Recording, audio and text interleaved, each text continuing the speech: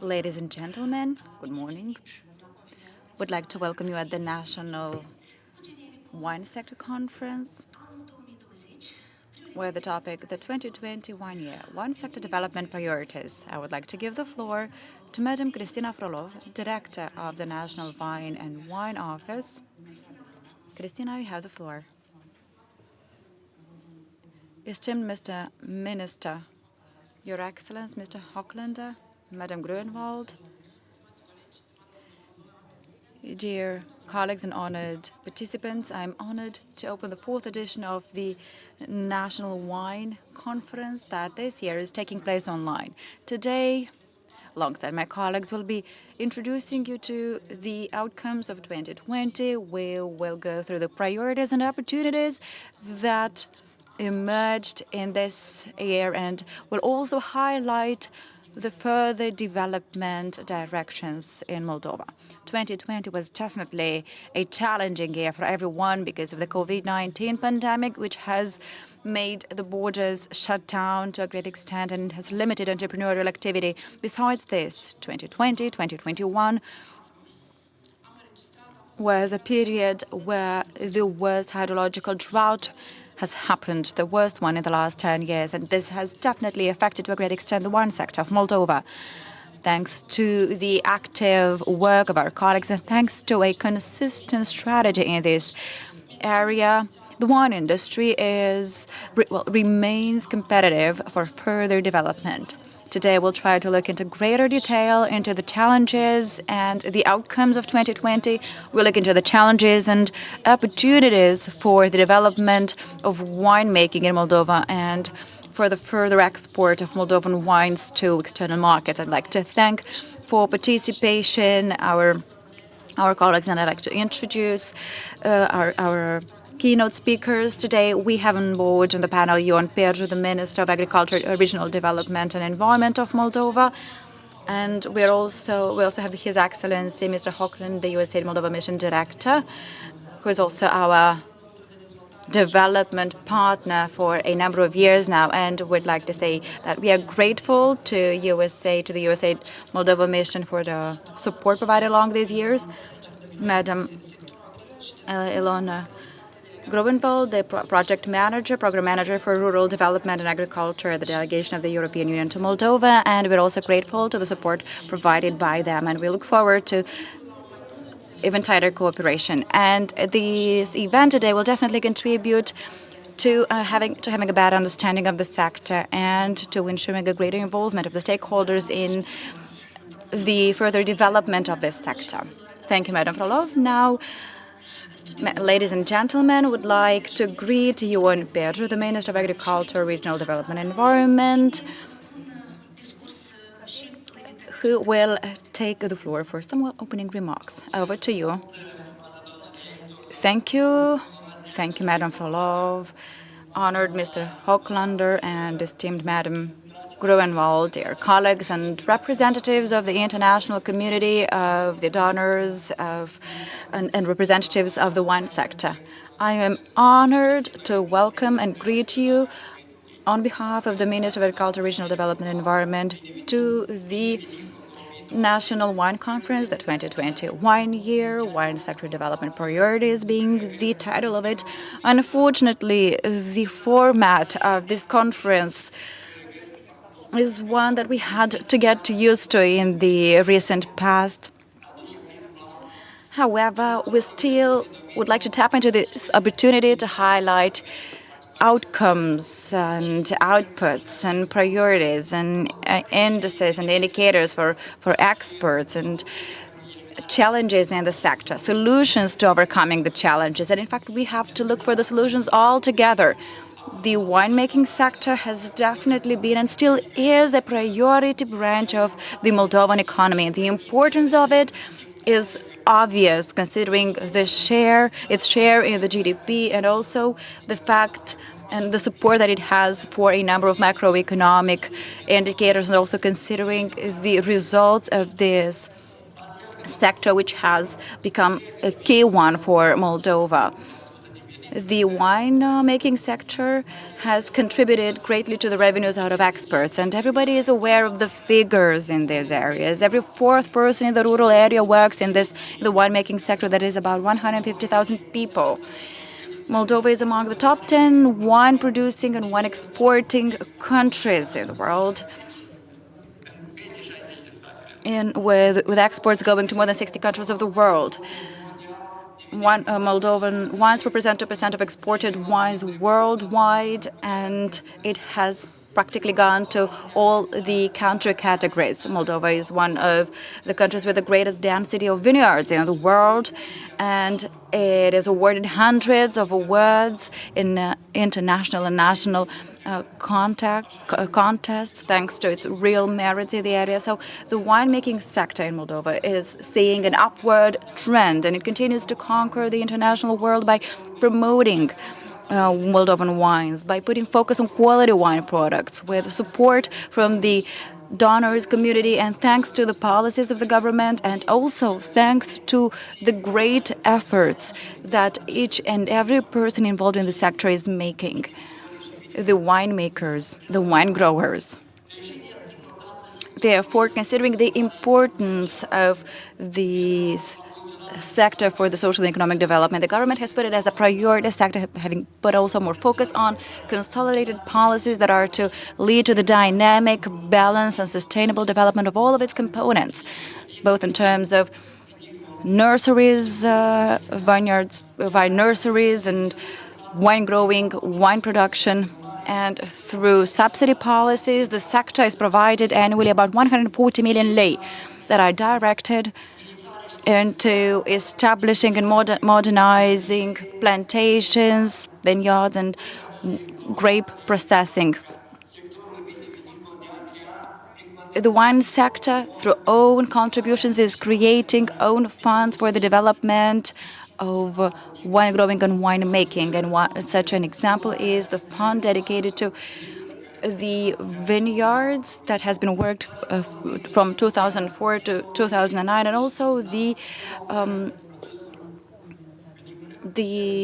Vine and Wine Fund is also a key stakeholder, channeling 50 million lei a year, the contribution of the state being equaling the contribution of the producers in the sector. The pandemic, the international pandemic, the severe drought that we were affected by in the last year has determined the government to make amendments to the legislation in the wine sector so that the contributors to the Vine and Wine Fund were exempted from paying the mandatory contributions to the fund in 2020. In terms of restructuring and modernizing the wine-growing sector, in terms of this regard, our external partners have contributed greatly to the restructuring, and complex assistance projects were implemented for the wine sector. The European Bank of Investments, the Japanese government, the Sweden government, and USAID has also been a partner on board for us, the latter being regarded as a key catalyzer for relaunching and promoting the national wine industry, and we are deeply grateful to them for this support. And therefore, thanks to joint efforts of the government, of the wine sector, of external development partners, thanks to these efforts, positive trends can be seen, and we can see tangible outcomes and results in terms of the efforts made for the nurseries, for the renovation of vineyard plantations, implementation of technologies, and improvement of the quality of the wine production altogether. Nevertheless, because of the severe drought in the previous year, which went along together unfavorably with the pandemic situation, the 2020 year has seen a decrease in 28% in production, and exports decreased by about 12%. Quality wine export, though, increased by 9%, which is really beneficial. Even amid the pandemic, everybody wants a good glass of wine. Nevertheless, the quality of the wine of the previous harvest year is exceptional. All winemakers, all experts in the area know that in years of drought, the wine is the best. It has a high degree of maturation that will serve as a basis for exceptional local wines. It is not in vain that our country has been appreciated in international contests with more than 950 awards and medals. Amongst all of this international competitiveness and pandemic, the wine promotion activities were paramount and were strongly promoted by the National Wine and Wine Office and funded from the funds of the Wine and Wine Fund. In the wine sector, however, there are also issues that we all need to think of addressing together. In this regard, the government, alongside the academia, alongside the association in this field, alongside development partners, has come up with several rational solutions that will be reflected in the strategic policy papers in the area. And they will be reflected in the new wine sector development strategy for 2022-2032. And all of these will definitely contribute to the sustainable development and upward development of the wine sector that is a strategic one for the economy of Moldova. And therefore, stronger focuses will be put on penetrating to new markets, including emerging markets, increasing bottled wine compared to wholesale wine or to wine in bulk, and increasing the export in wine products. Will continue promoting the image of Moldova as a wine-growing country, as a wine-making country, and will promote having greater numbers of tourists and ensuring improvements in all plantations of vineyards of Moldova, planting modern plantations with modern and local grape types that and varieties that we've known the people abroad are looking for. Improving grape processing facilities. These ideas can only be implemented if there's efficient collaboration between all stakeholders, the private sector, the associations in this area, the donors community, professional support from the team of the National Wine and Wine Office, but also constant and solid financing is also needed. The ministry will definitely stay there as a trustworthy partner promoting state policies and supporting stakeholders in this area so as to overcome the challenges in the wine sector and so as to promote Moldova as a wine-producing country. Thank you for your attention, and I wish you a successful conference. Good luck to everyone, and take care of your health. Minister, thank you for the encouraging remarks for all the representatives of the wine sector. Now, ladies and gentlemen, let us greet online His Excellency Scott Hocklander, USA Moldova Mission Director, which is also the strategic partner of the wine sector in Moldova over many years. Over to you. Yes, thank you.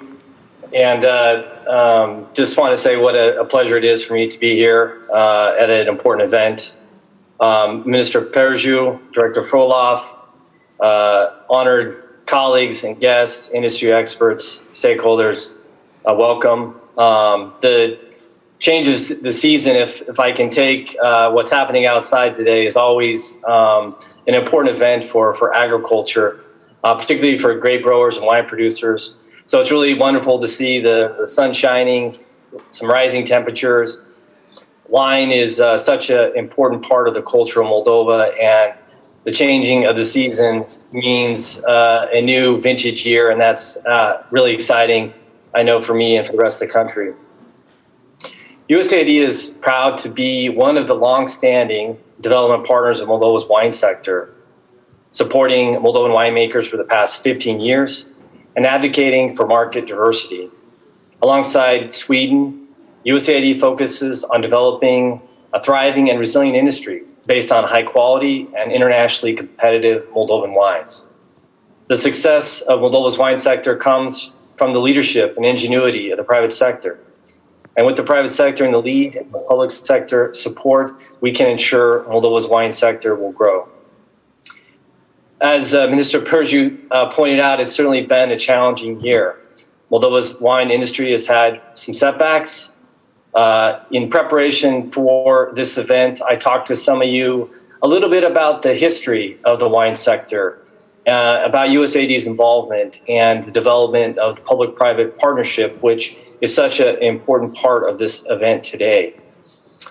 It's a really is a compelling story, born out of difficult times, maybe not unlike today, including the embargoes of 2006 and 2013 that really challenged and tested the sector and its many businesses and stakeholders to the core.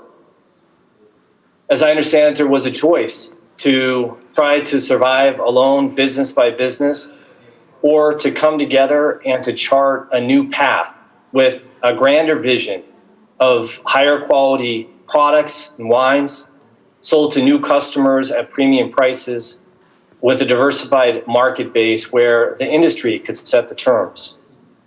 What came out of this difficult period was a common vision, common principles, a common belief that Moldovan wines were special and were ones that could get even better. But the word needed to get out, the world needed to know. The private sector and other stakeholders through a lot of work, and I'm skipping over many years of struggle that so many of you went through. Working with the government, developed a new concept of a private sector-led industry supported by the public sector with one goal of transforming the industry. And you did that. Even in a difficult year, including seeing a decline in export revenue attributed to the pandemic, and of course, last summer's drought, there is the resilience in the industry that wasn't there before. Since 2015, Moldova has significantly increased its exports to high-value markets in the European Union by an impressive 36%, following the signing of the Moldovan EU Association Agreement.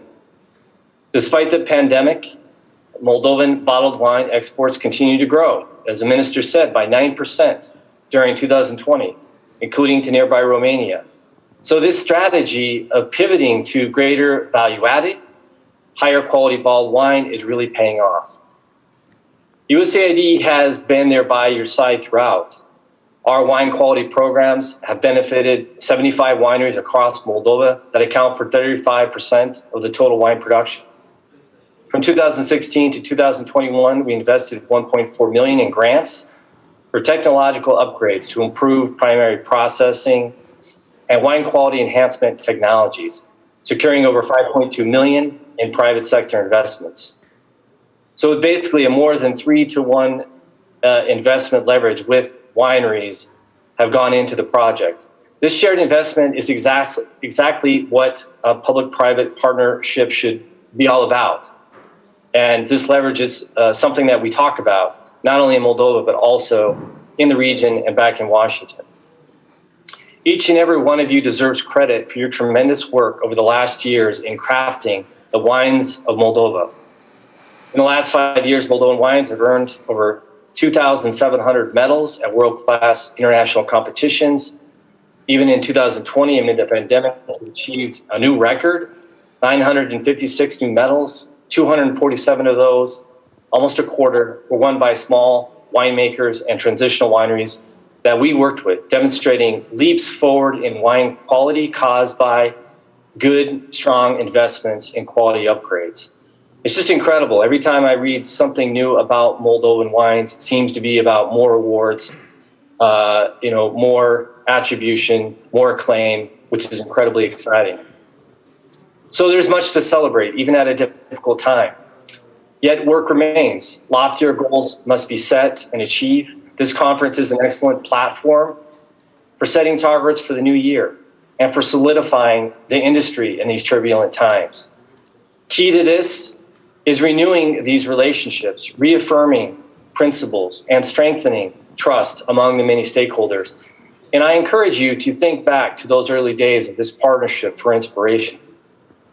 The Office of Wine and Vine has a big responsibility and plays a key role in leading this competitive industry development through the current crisis. I'd like to acknowledge the important partnership with the Ministry of Agriculture, Regional Development, and Environment, and of course, ONVV, and Director Frola in developing the forward-looking wine industry strategy for 2030. We hope that this strategy will be approved by the government in 2021. A new strategy combined with additional regulatory improvements will solidify the foundation for Moldova's wine sector and lay a path for its future in the new era. Just in conclusion, I would like to say the USAID will continue to be a partner with the ministry, with ONVV, with the private sector and stakeholders to support quality upgrades, growing trade with the European Union and other value-added global markets, and policy-making initiatives that pave the way to an internationally competitive Moldovan wine sector. As such, I'm very pleased to say the USAID has decided to continue to support the wine industry through 2022 via our high-value added agriculture project, which will succeed the Moldova Competitiveness Project for support to the wine sector.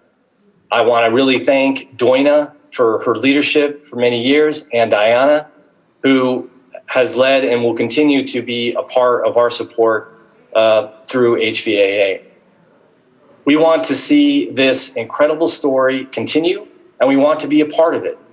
I'm looking forward to tasting your 2020 vintage wines, and I want to wish you the best for a very successful conference over today, and look forward to hearing what those outcomes are. Thank you again on behalf of USAID for allowing me to be a part of this and say a few words. Excelență, vă mulțumim foarte mult pentru Excellency, thank you very much for such a warm message and for continuous support that you are offering to this project, and not only. And now, ladies and gentlemen, please allow me to offer the word to Madam Ilona Greenwald, representing the European Union delegation in the Republic of Moldova, Program Manager for Rural Development and Agriculture at the delegation. Bună ziua!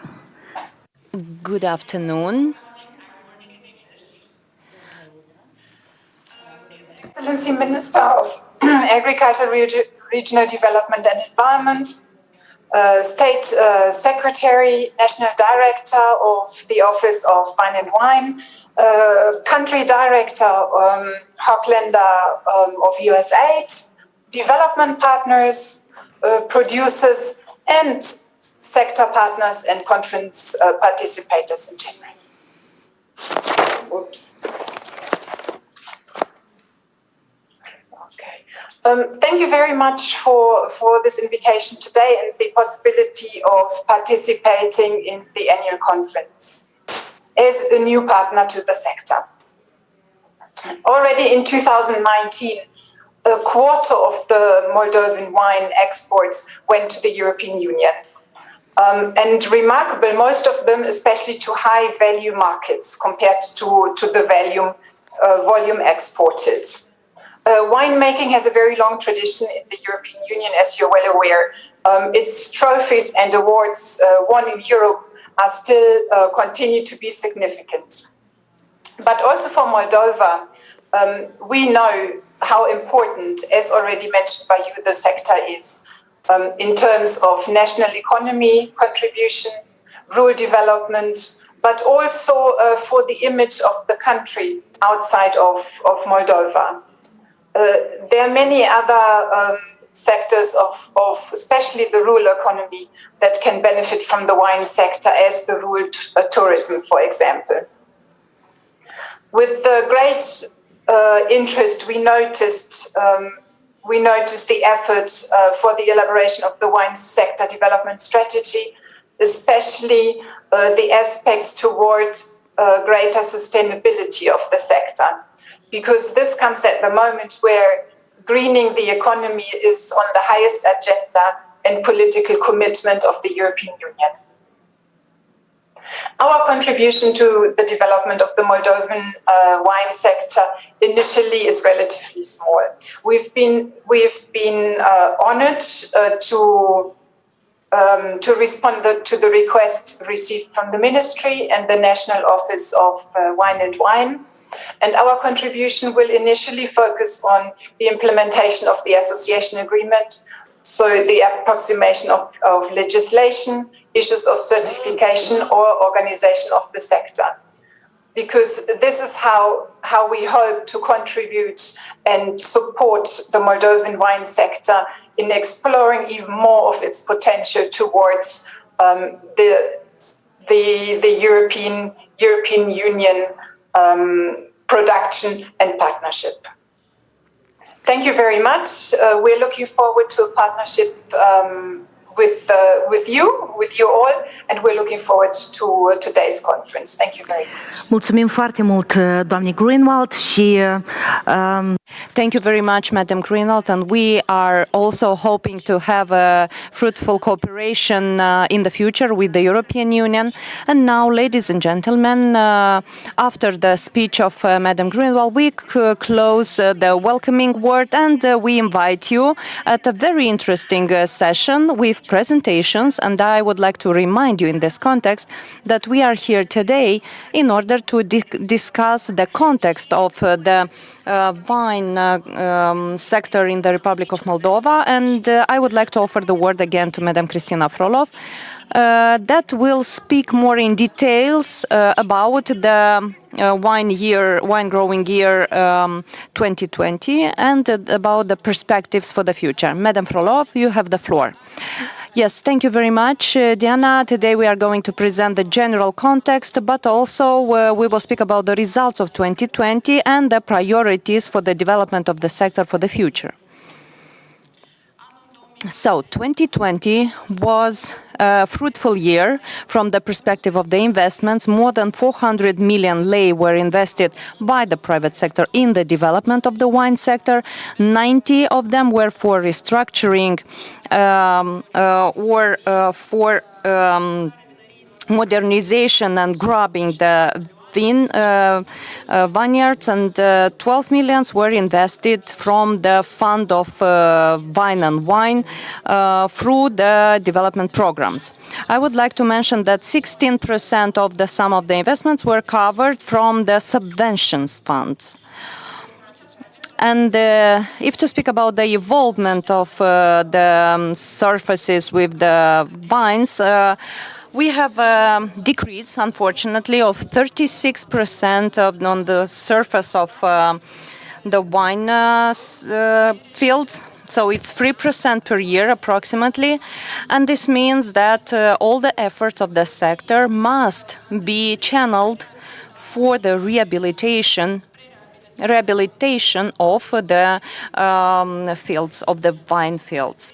So, as you see in the slide, in 2001 we had more than 108,000 hectares, and now we have 68.2 thousand hectares of vineyards in our country.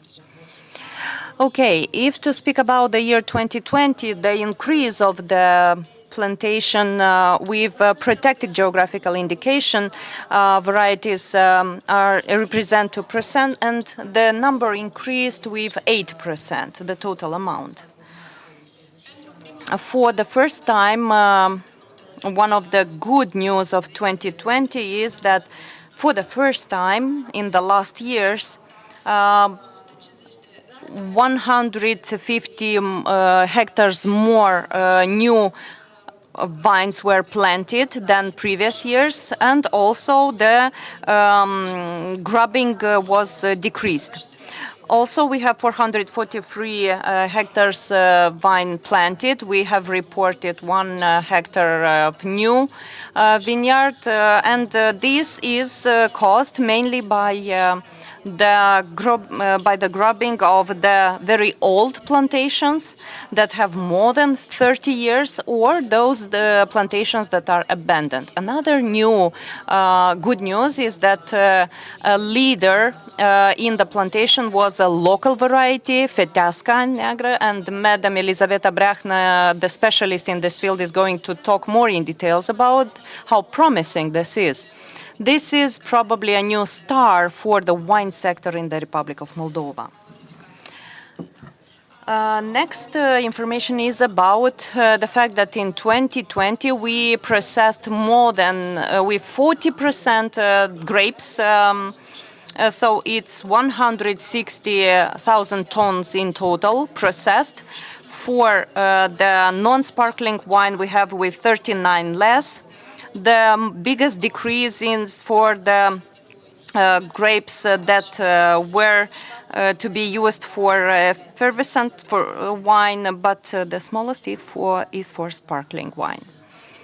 So if to speak about the evolution of the production of the wine, we can say that in the graph, we see that once in 10 years we have a calamity, we have a natural disaster, and we have issues with the harvest. And this last year was the smallest from the production from the last 20 years, from the last 10 years, sorry. Last time it was 2010, we had this critical situation. And compared to the average per year, we have less 40%, as I said previously. And actually you can see that this is kind of a cycle of the nature that we can follow during different years. This graph shows us the fact that we have 108 vine units that have processed grapes, and the number of the vine producers is decreasing or increasing. The only category of producers that is stable and maintains its position are the average, the medium producers who process from 1 till 5,000 tons per year. So here the fluctuations are quite small, and this is the most stable and promising area. Next slide, please. So if to speak about the balance between the request and offer, we see that in 2020 the situation didn't change so much if to compare with the previous years in terms of stocks and exports. Nevertheless, despite the small production, we have less production for the bottling, but this is going to be recovered from the historical stocks that Republic of Moldova has, and also using temporary solutions found by our producers, like import of raw material for the bottled wine. We are now going to talk a little bit about the global context. So we can see a trend at the global level of a decrease of a market, of wine market for 2020. So this decrease was approximately 7% last year compared to the previous years. The average, the annual average for the first month was, it was quite stressful, and the decrease was 17%, and then it changed a little bit, the trend, and in the second quarter it was 2%. And the average per year was 7%, as I said. Also, the export of the wine, the global export trend. You see here the data according to the World Wine Organization. So you can see that the most stressful period was at the beginning of the pandemic in March, May 2020. Here also you can see what markets we exported to. So the countries that were most affected by the pandemic, China being one of the biggest affected countries, was actually reflected in the blockages of exports and decrease of consumption of wine in that market. So Chinese people actually showed strength of character. They didn't go out, they didn't consume so much alcohol, and you see, we can see that the decrease was quite impressive of consumption. But in the same time, in other European countries, old markets, if we can call them that way, they were increasing. So the consumption was increasing. Okay, let's go to the next slide. Here we have the dynamic of the exports. We are not going to go into details. We are going to talk a little bit about the total export in 2020. We have a decrease, a general decrease of 12%, 7% being the value. If to speak about categories, the bottled wine increased in sales, and also, what was increased was the export of sparkling bottled wine, and the licorice wines also increased, and the bulk wine sales decreased, 20.2% decrease. And the strong beverage, like the brandy, the decrease is quite big, 22% for the bottled one, and 31% decrease in export for the bulk brandy. If to speak about the values, you see here the increase that we registered for the number of hectares registered in the Vine and Wine Register, and new economical operators working in the field who registered.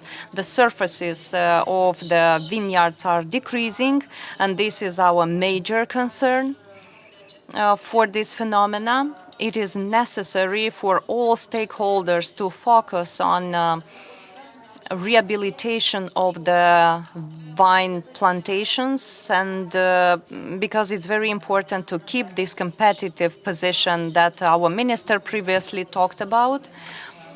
And the total export decreased with 12.2%, and the bottled wine was 48 million liters. It is the equivalent of 68 million bottles, and the bottled wine actually increased, the export increased, and the bulk decreased with 20%. So the value of export is 2.7 billion lei, with 7% less than the previous year. And again, we see here from the quantitative point of view that we exported less with 12%, but in value 7%. It means that the bottled wine with added value sales abroad increased significantly, and the price per liter is in slow increase also. The main destination for export being for Moldova, Romania, Czech Republic, Poland, Germany. Also, we have another phenomena that we detected in 2020. The import of wine increased significantly, but also the value decreased. Right now, the Republic of Moldova has available stocks of 27 billion bulk, 24% less than the average, and 40% less stocks than compared to the stocks from 2019. The conclusion of these figures bring us to the idea that Moldova has enough stocks in order to cover the deficit for the raw material wine, and the wine are we expect to have an increase of high quality wine export in the next years. This is the trend, at least. And despite the pandemic restrictions and situation, we observe now how well the sector is prepared to face all kinds of challenges in this context. And the production becomes better known on the world markets.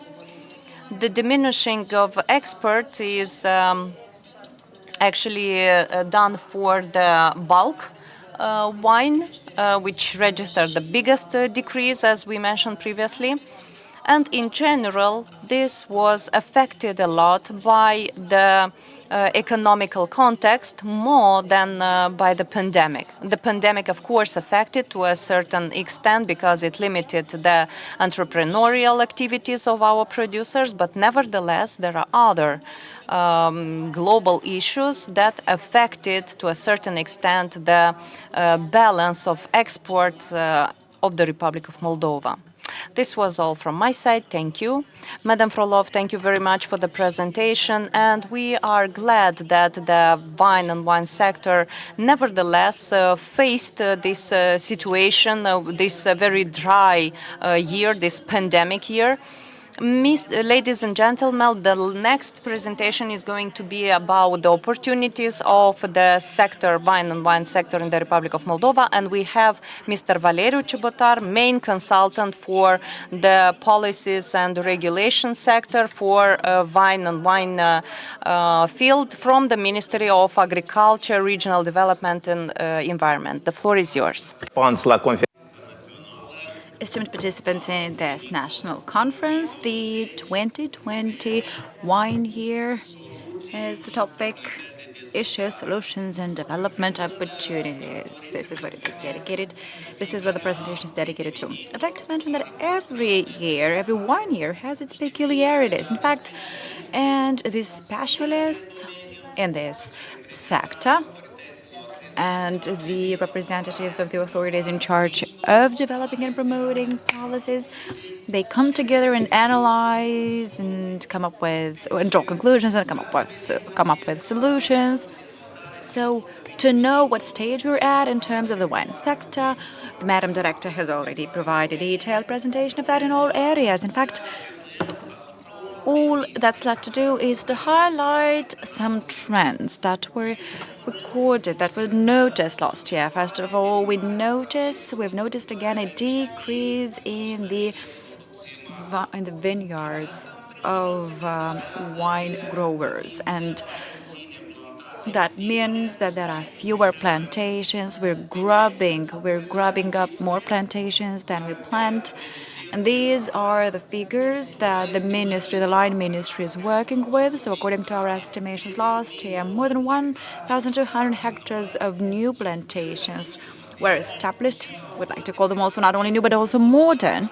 And according to the data of the National Agency for Interventions and Payments in Agriculture, more than 3,300 hectares were grubbed. Practically for every new hectare of plantations, every hectare of new plantations, for every new hectare, 3 hectares of plantations are grubbed. This is expected to influence the global production of grapes, and it is going to influence the quantity of wine produced out of those grapes.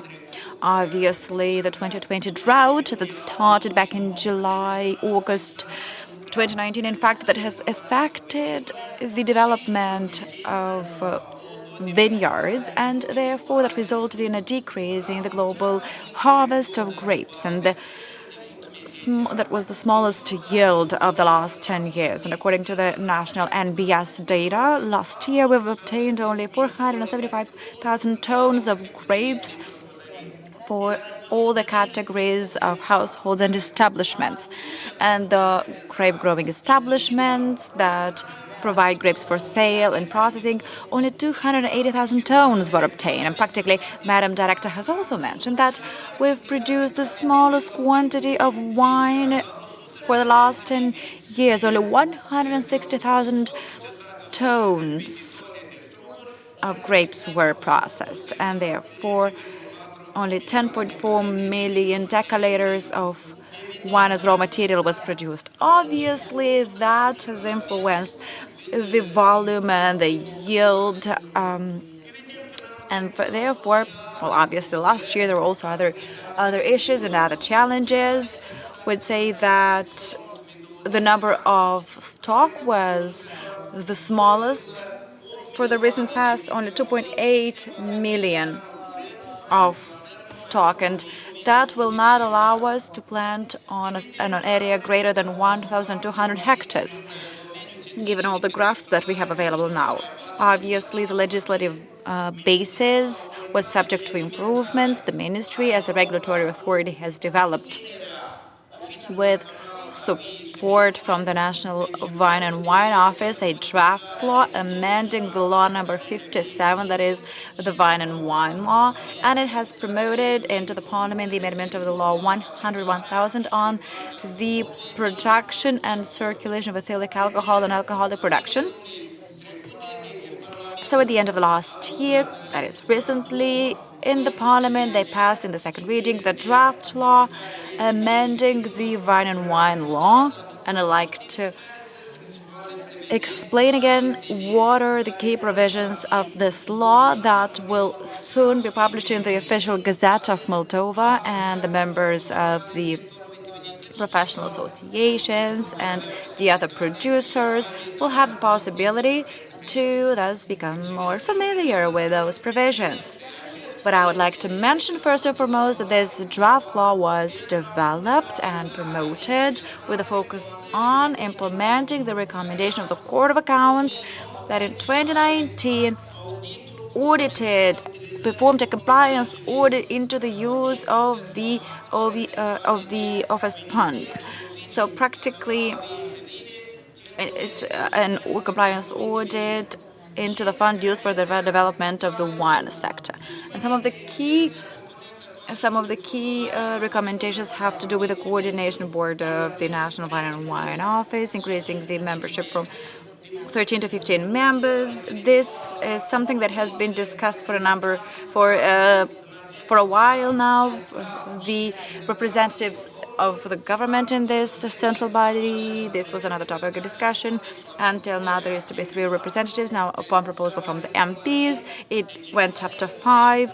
So the board will include representatives of the Ministry of Economy and Infrastructure, of the Ministry of Finance, and one member was replaced. One member representing the sector was replaced. So the Belts Winemaking Association representative was replaced by a representative of the Union of Small Wine Producers. A lot of discussions were held, and you are aware of that. But ultimately, the Parliament has decided it should be the small producers also represented in this board, coordination steering board of the National Wine and Wine Office. And you must also know that wine growers were exempted from making the mandatory contributions to the Wine and Wine Fund. And the wine growers will not pay for these contributions for grapes purchased by wine producers. And one issue that is key for the sector was the so-called settlement of the double contributions to the fund. Practically, the wine producers will have a particular, there's going to be a particular approach to reduce this double taxation, double contribution. The contribution of strong alcoholic beverages was reduced from 1.6 to 1.2 lei for this product, and it's very important that a more transparent mechanism was established, mechanism used to calculate and wire pay the contributions to the fund. And when the law comes into force, it'll come into force when the official gazette is published, so the payment will have to be made in the first 25 days of the next month, or of the first month of the next quarter. Until now, the mechanism used to be more complicated, more than 120 days after the invoice was issued, and this was a problem. Now other aspects of accounting records keeping were addressed that will underpin the making of these contributions to the Wine and Wine Fund. Other amendments were also made, but considering what has been happening in the recent years in the wine sector and considering the measures that we are supposed to take, the ministry is orienting its attention towards these wine sector development opportunities. First of all, you are aware that for a while now, the ministry, the office, the wine sector is working on a new policy paper called the 2021-2030 Wine Sector Development Strategy. This document has already been finished practically. So now what's next is to appoint a national expert who would have another very thorough look at the strategy, together with the Strategic Council, to the Strategic Board that worked on this document. Will need to have it completed and will need to have it approved by government decision. Obviously, many ask, what will its name be in the future? We know that there is a government decision on policy papers of the government that provides that there are strategies and programs. At present, the ministry is working on the development of the National Agriculture Development Strategy, and obviously the other policy papers by branches and sectors will be called programs. So it is very important to agree and to determine, to put down in this paper what objectives are we to achieve in the near future. Obviously, one opportunity would be making more efforts about the registration of vineyard plantations in the register, in the vine register. And the Madam Minister has mentioned what number of plantations is already recorded. So in this regard, we are yet to give it more thought and establish a particular deadline by which we'll have to decide on what we do about the plantations, the existing ones already. Another opportunity is around ensuring that proper seedlings are provided for the new plantations, that is virus-free seedlings that we mean for the new modern vineyards. And there's been more discussion about this approach on this category of seedlings, and thus the plantations that will be established with such seedlings will be healthier and will survive for a longer period of time. So the rhythm of establishing modern plantations has to be quicker. The rhythm that we have at present does not support the proper renewal and revitalization of the current plantation. So we should think about the duration of the life of service of a plantation. And when it comes to table grapes, we should establish about 3,000 hectares. When it comes to modern vineyards, priority should be given to local varieties, new selection varieties that represent the wine sector of this country and the world. Another opportunity is to automate as much as possible the caretaking works in vineyards. Know what the situation is in agriculture, in the wine sector as well. There's lack of labor force, so we should focus to a greater extent on automation and mechanization when it comes to planting, when it comes to harvesting. So practically there's a range of services that can be automated, and the government can support these efforts so as to automate as much as possible the work that are required in a vineyard. Considering the drought of 2020, several measures can be taken to ensure the recovery of the vineyards affected by the drought. So there are some agro-technical measures that can be taken, and these should be taken in order to ensure proper conduct of vineyards and their proper development. There are other matters to be taken into account, other opportunities. Obviously, the most important opportunity is around identifying some solutions for improving the collaboration mechanism that supports collaboration between processors and grape producers. Many enterprises haven't fulfilled their processing plan, and that will perhaps lead to issues in terms of their sales program when it comes to selling the wine products. And one of the causes for this is not only the drought, but also the improper collaboration between the wine producers and the wine growers and wine makers, wine producers.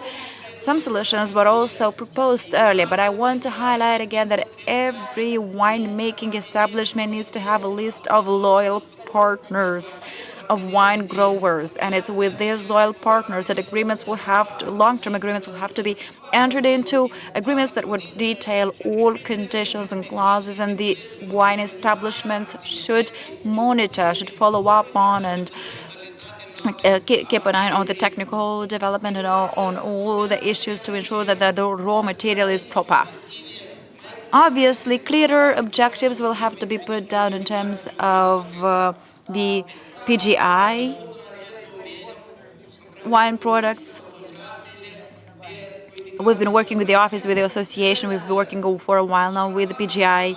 However, the surface of plantations dedicated to the PGI category of wines, the amount of wine, is very small. And it's perhaps in the policy paper that we will put down an objective around this. What quantity of PGI wine we need to produce and sell. These wines are regarded as wines of a higher quality, as higher quality wines, and they represent better our traditions and experience in winemaking. Also, we are to reflect on going back to wines with protected denomination, protected name. We've had more than 20 types of these, like Romanești, Purcari, Ciumai, and others. And the legal framework.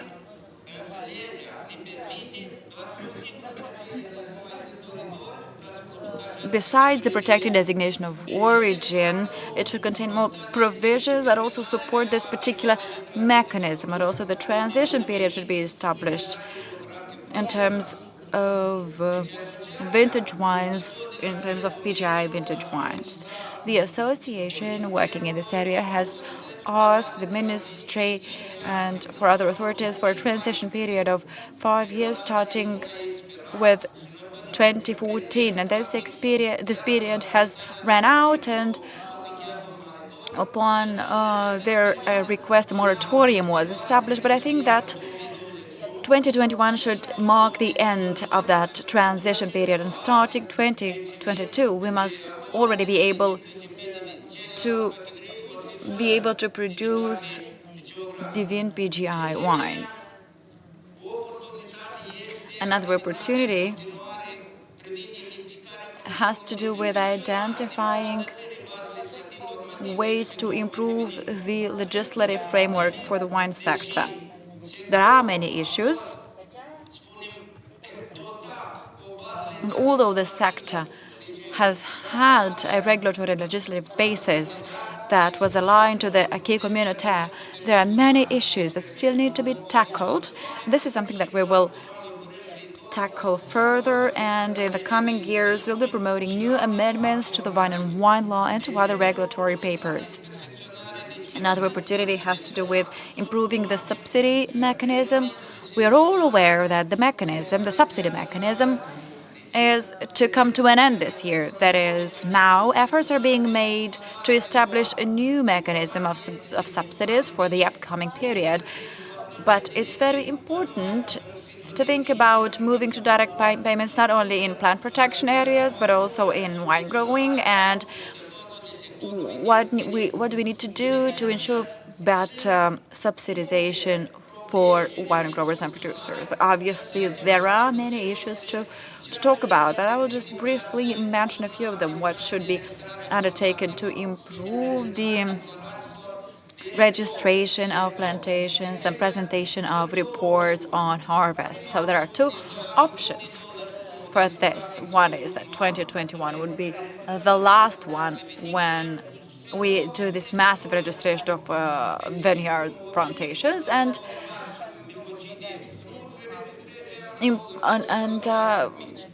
imposing or requiring small and big producers to register their activity and harvests. In the last period, we've had a lot of discussions about diseases going around the vineyards, and thus amendments were made to the regulation on the production of vine seedlings, and thermal treatment is a mandatory technological process not only for the producers of stock in Moldova of seedlings, but also for those who import it. So I'd like to inform them all that at present all wine growing countries use heat treatment, thermal treatment in their vineyards. Obviously, now more work is being done on improving the regulatory and legislative framework. It is known that the Parliament is looking at a draft law now that is dedicated, that was developed forwarded by an MP, and it's about amendments to the vine and wine law. But it is proposed that, same as in 2021, for the subjects of those who are supposed to pay contributions to the fund to be exempted from that. We've already received endorsements from a number of ministries. The wine sector, is also obviously supposed to express their position. Some ministries are not in favor of this amendment, though, and some other ministries are proposing other options. Thank you for your attention. Mr. Chobotari, thank you for your broad presentation. Now would like to give the floor for the next presentation that is called Impact and Outcome of the Competitiveness Program implemented in Moldova, Outlooks and Implementation Focuses of the High-Value Agriculture Activity in Moldova, funded by USAID in the winemaking industry of Moldova. Ladies and gentlemen, I'd like to give the floor to Madam Diana Lazar, Deputy Director of the Competitiveness Project, to tackle this topic. Diana, over to you. Good afternoon, everybody. I hope everybody can hear me. I would like, first of all, to welcome the audience. I am glad to be part of this conference, representing here the team of the project of high-value agriculture in the Republic of Moldova. We are working together from 2015 till today, but also the team of high-value agriculture from Moldova, financed by the development partners of the industry, vine and wine industry in Moldova. And today we are going to discuss and make some points on the lessons and experiences that we learned, that we can share now within the strategic support programs offered to the industry, financed by USAID and the Swedish government. And the lesson learned and our successes would have not been existed without a very strong partnership with the stakeholders, the representative of the industry, through a strong partnership with the Office of Vine and Wine, through all kinds of activities implemented, but also within the collaboration with the associations of the small producers, Dionis, Valul Traian, and others from different regions. You probably know the role that the development partners had in the restructuring and reform of the industry of vine and wine in the Republic of Moldova in order to face the challenges from before. And as Mr. Hochlander, the director of USAID, was saying, it's good sometimes to go back and to see what were the strategic plans, what were the dreams, the hopes for the future, and to understand if there is a possibility to transform the industry in order to become a high global capacity industry. So if to speak about this chronology of the USAID assistance, we see that during 2010 and 2015, the basis of the development strategies were created from the point of view of, from the marketing, promotion, regulatory framework, institutional point of view. And for all these fields, USAID, through its projects, was the main implementation partner. And the impact was quite big because within these projects, the industry managed to build capacity, to create a unique voice, a strong voice, heard through different partnerships with the local central public authorities. Represented, so in Moldova, the main entity is the National Office for Wine and Wine, and different programs were put in place in order to bring further results that were already mentioned today by Mr. Perju and Madam Frolov. So if you look at the main steps that were taken and main stages that happened in the structural reform implementation in the last 5 years through the competitiveness project in the Republic of Moldova, we can now say that these evolutions, like launching a program for quality improvement, better productivity and improvement of the technology used. So in this context, the development program for small producers and the project Pick You Up and the transition winery development were the main pillars. Another direction was focused on the promotion of the Moldovan wine as a country brand in partnership with the National Wine and Wine Office within the competitiveness project. We actually developed a few programs and projects focused on the increase of the image of the Moldovan wine at the global level. And here the participation of Moldovan winemakers at the international contest had a crucial role. We started mainly to participate in those international events from 2016, and we also managed to prepare a set of tools in order to ensure the traceability and quality of the wine and wine production. And we have softs put in place in order to keep evidence. Also, a program was covering the sommelier certification and many other processes, including wine tastings organization. And we are glad to make the conclusion that if another project that was implemented by AXA, financed by USAID, the creation of the register of the wine producers is a very important step forward.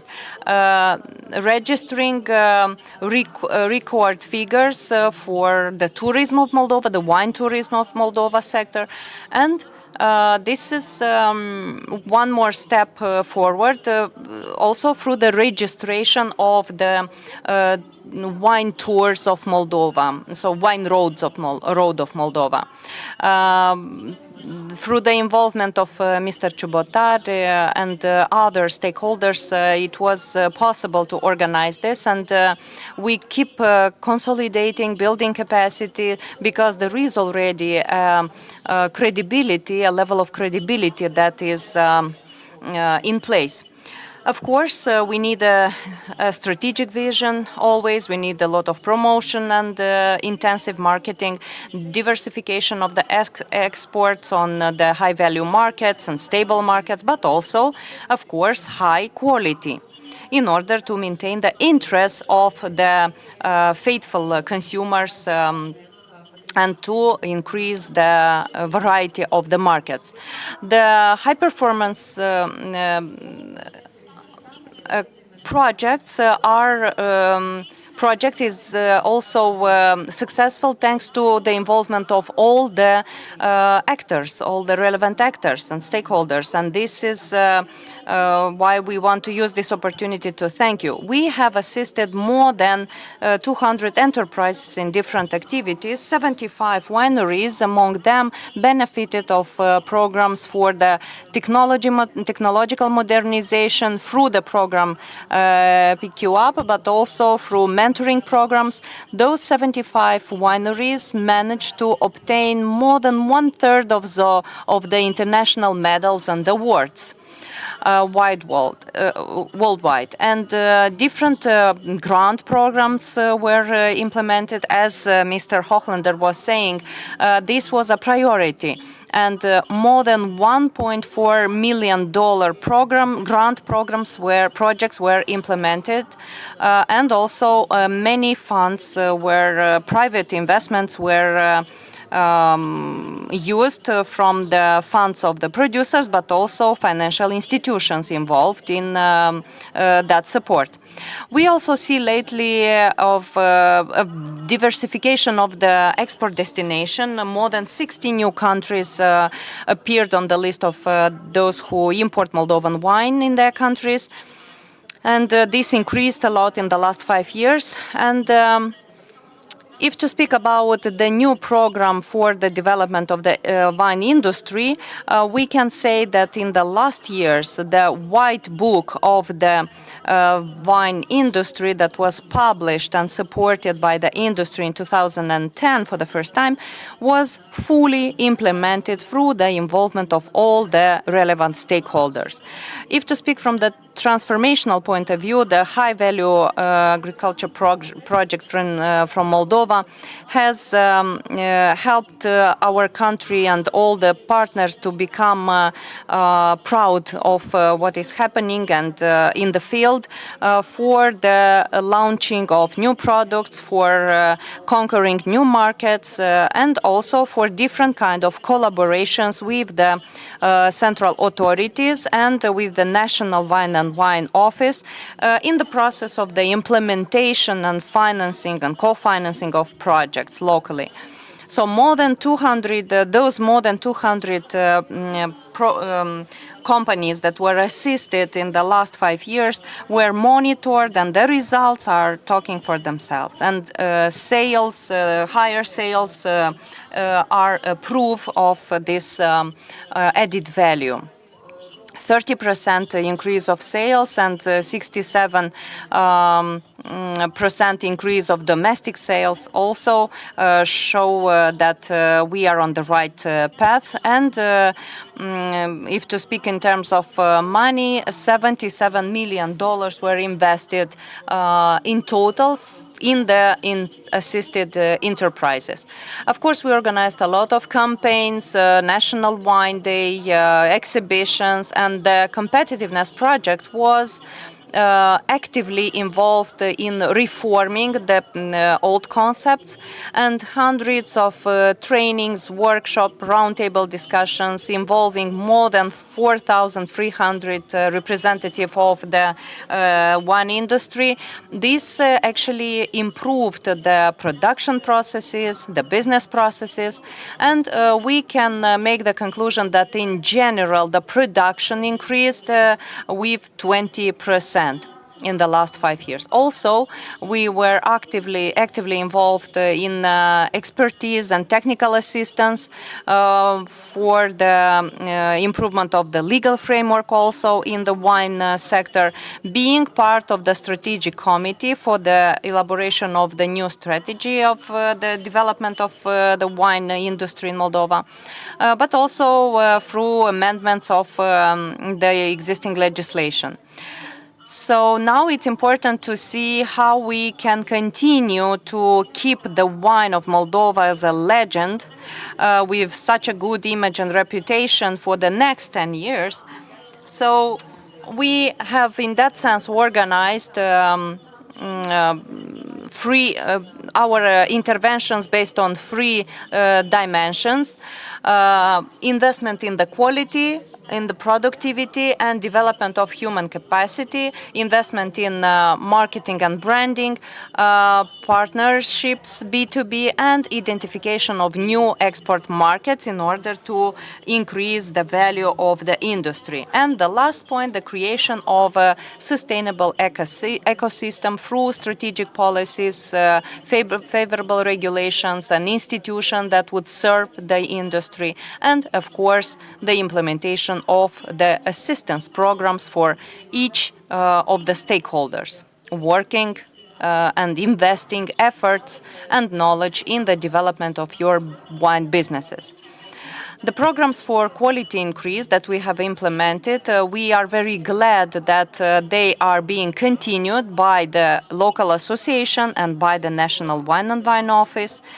and we are very glad to follow the success of the Academy of Wine of Moldova, which organized a few trainings, but also different programs for the development of small producers of wine, and the programs designed for the transition wine producers.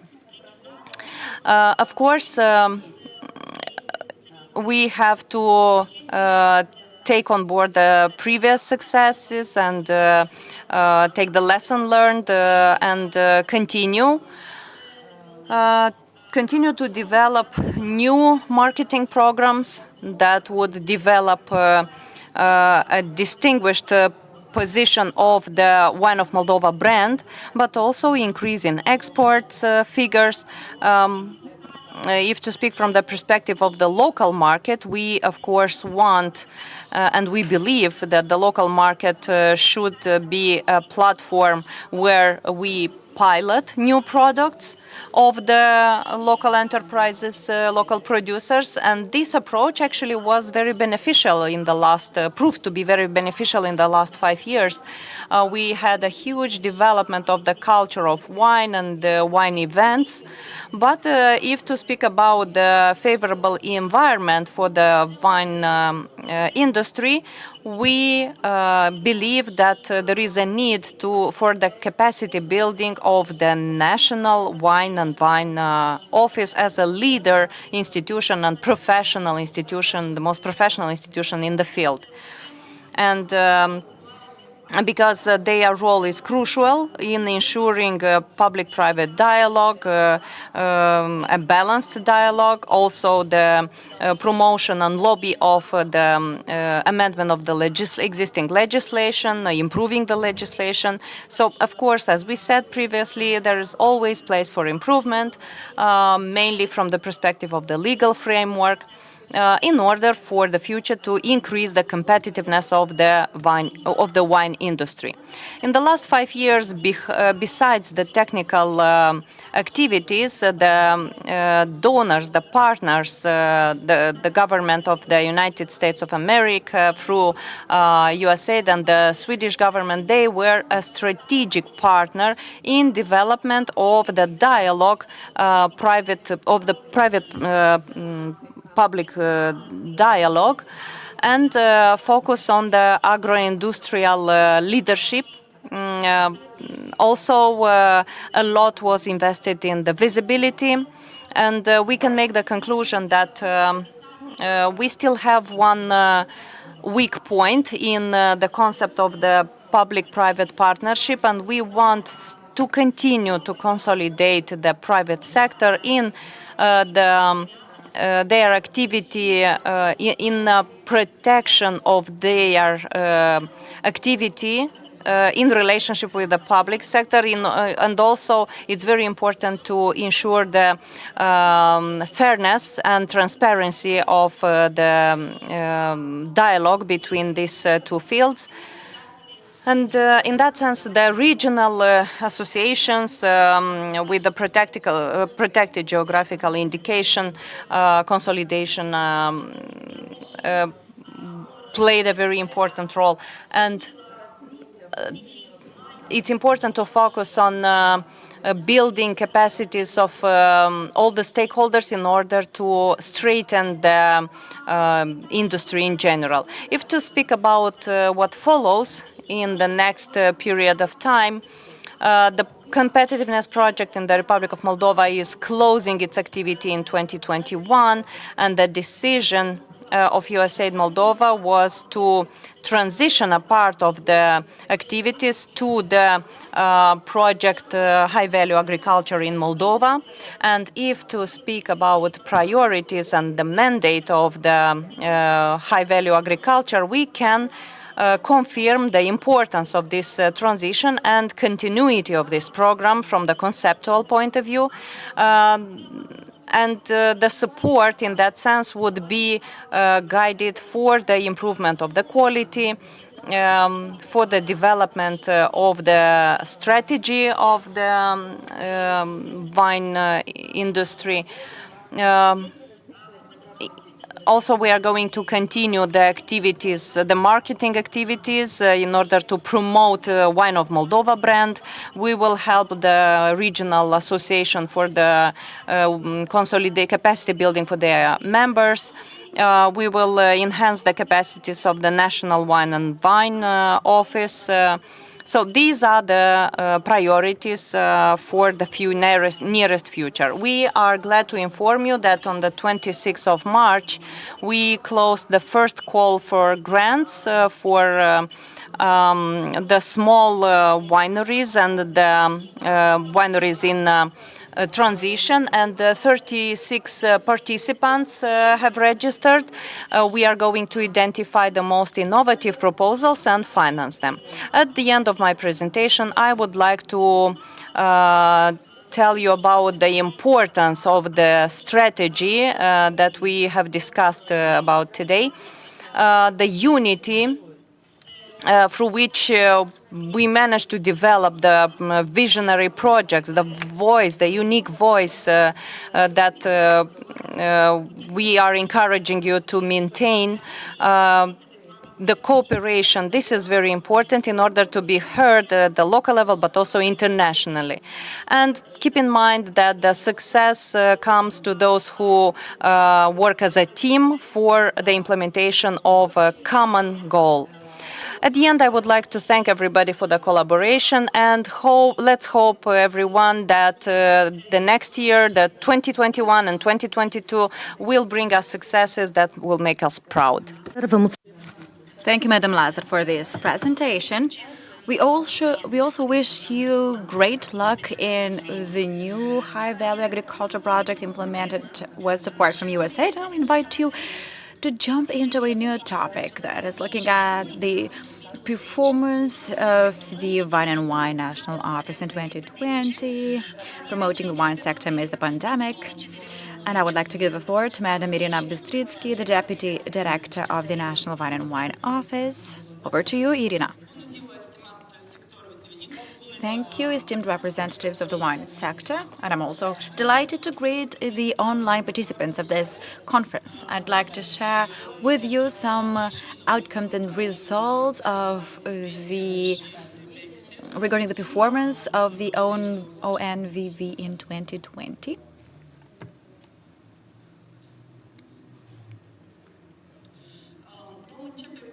We'll get started with a brief summary of the wine export statistics in 2020. We know that Moldova exports more than 85% of its annual wine production, and it might be the most export-dependent country as far as the wine sector is concerned. As mentioned, worldwide the consumption of wine products was not affected to a significant extent. The demand in quality wines coming from Moldova has remained the same. What is more, the exports in bottled wine has increased by 9% compared to the previous year, when, without the pandemic conditions, the export of bottled wines had only been by 4%. The decrease though that happened, the overall decrease was because of the decrease in the wine in bulk. This decrease happened because of the legislative amendments in the Russian Federation, and more than that, than the pandemic, that is. There are some upward points. For instance, export to Romania increased by 20%. Last year, the increase went by 10%, so we could say that this increase is significant. In terms of Russia, the increase is 9.3% in 2020, while in 2019 it was 5%. It also went up for the Czech Republic, for Belarus, and for other countries as well. In terms of the impact of promotion, advertising activities can be reflected in a few key figures. That there were 108 campaigns that 108 companies that declared their production in 2020. That is +4 compared to 2019. 130 companies exporting wine products. That is +2 compared to 2019. 84 companies that participated in the ONVV activities.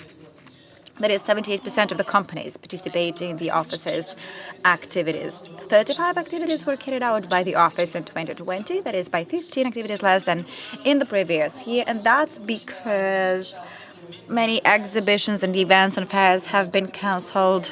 These were planned to be carried out in the open air, so these were supposed to be open air activities, but we had to think through our way out of the pinch, and we managed still to carry out many innovative activities for the wine sector regardless.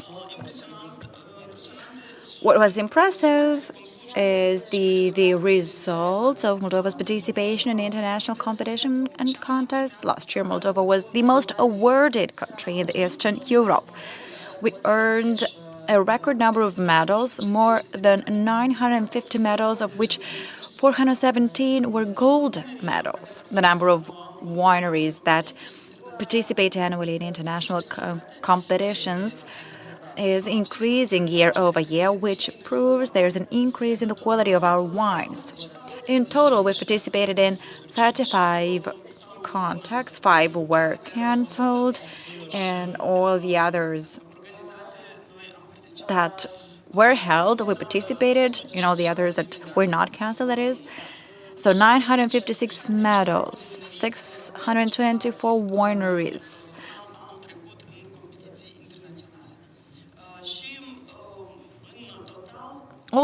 64 companies participated, Altogether, we spent about 3,000 lei. As a result of participation in the contests, we've developed and launched the Golden Catalog in digital format that can be looked at on our website and on the Facebook accounts as well. Obviously, amid the pandemic situation, and since many events were cancelled, the office had to rethink its work plan.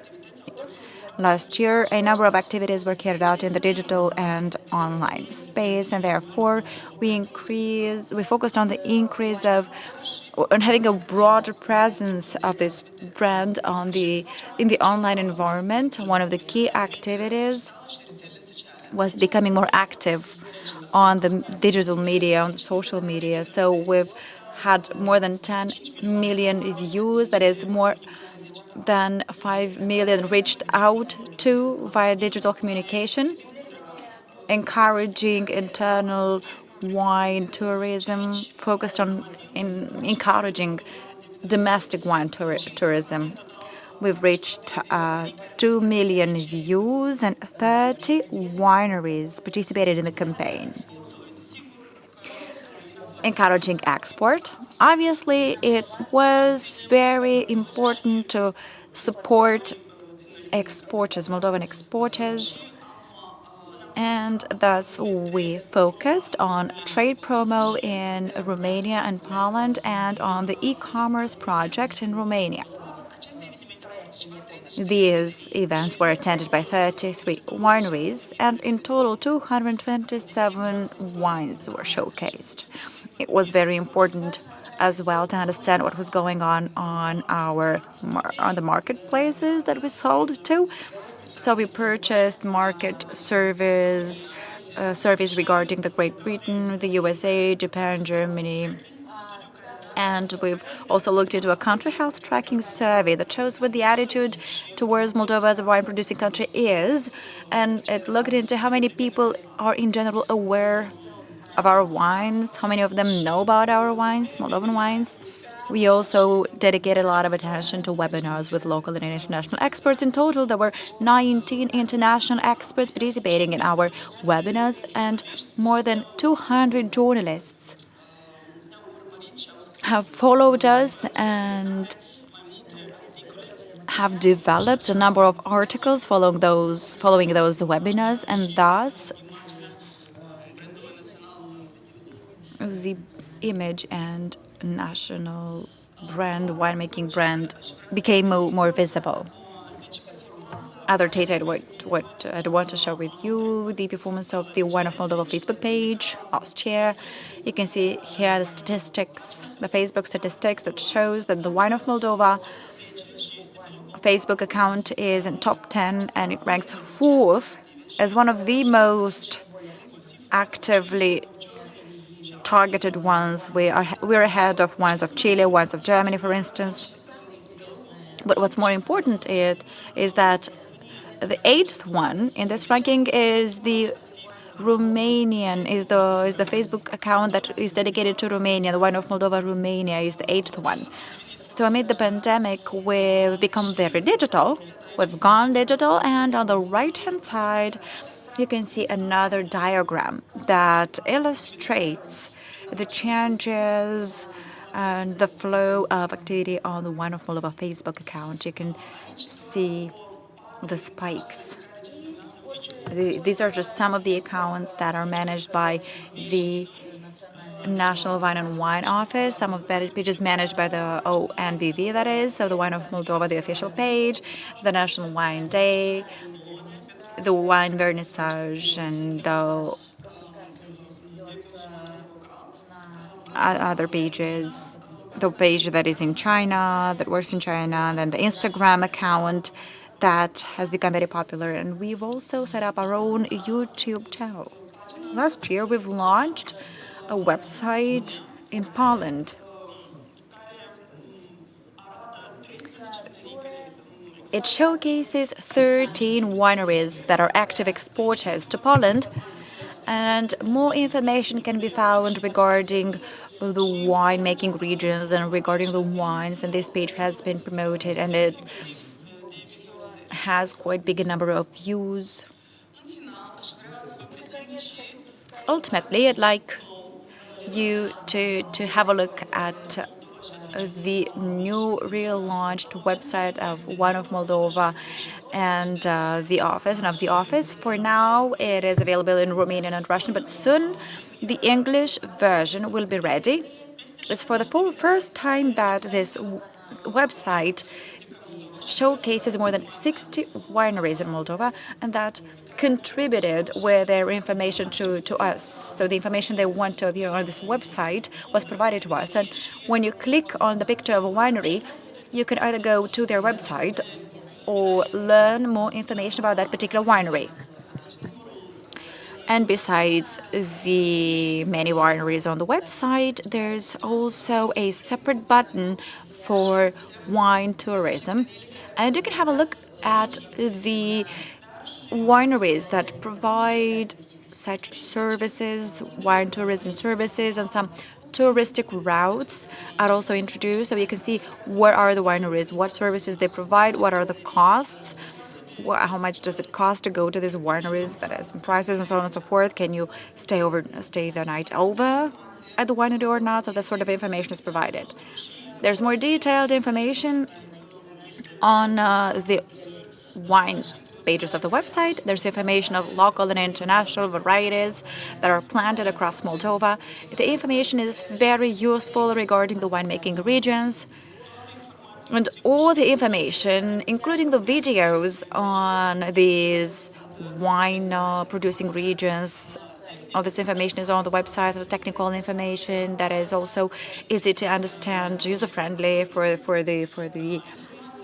those who go to this website and are interested in wines, and thus events, media, news, everything that is important, that the journalists find important, journalists who are interested in this area and who want to learn more about Moldova and as far as this matter is concerned, that sort of information can be found on the website. I would like to also show you a short footage regarding the outcomes of the wine sector promotion activities in 2020. There's the greatest room in the world is the room for improvement, obviously, but on behalf of the ONVV team, would like to let you know that we're investing maximum efforts to provide all possible support to the wine sector and to promote internally, domestically, and internationally the Wine of Moldova brand. Thank you, and let's see the video.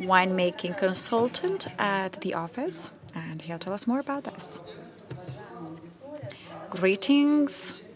Today I will share with you the peculiarities of the wine sector over 2019-2020 and early 2021. I'll cover the meteorological conditions, the phenology of vines, and the sanitary condition of the prior year grapes.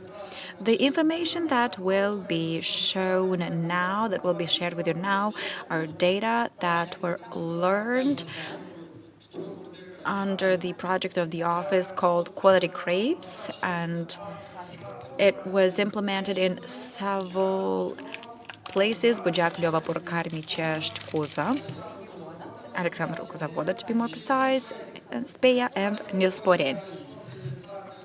So all the information you'll be seeing in this presentation has to do with Viteasca Neagră grape variety. All the demonstrative lots of the National Office of Wine and Wines were provided meteo stations, and specialized software was established helping assessing the meteorological forecasts, and there was also software recording the monitoring of pests and all the information, and all the lots were fitted out with electronic pest traps, and thanks to that we've been monitoring the situation of pests. On the next two slides there is a description of the demonstrative lots, 3 parameters.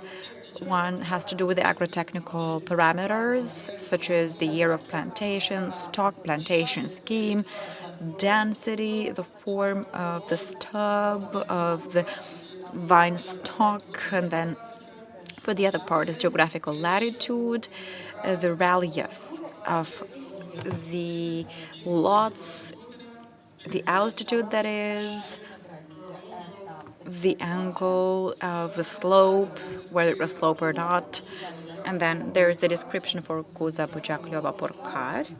And on the next slide, for the same parameters, you can see description of the demonstrative lots, Speia, Nilsporen, Micești.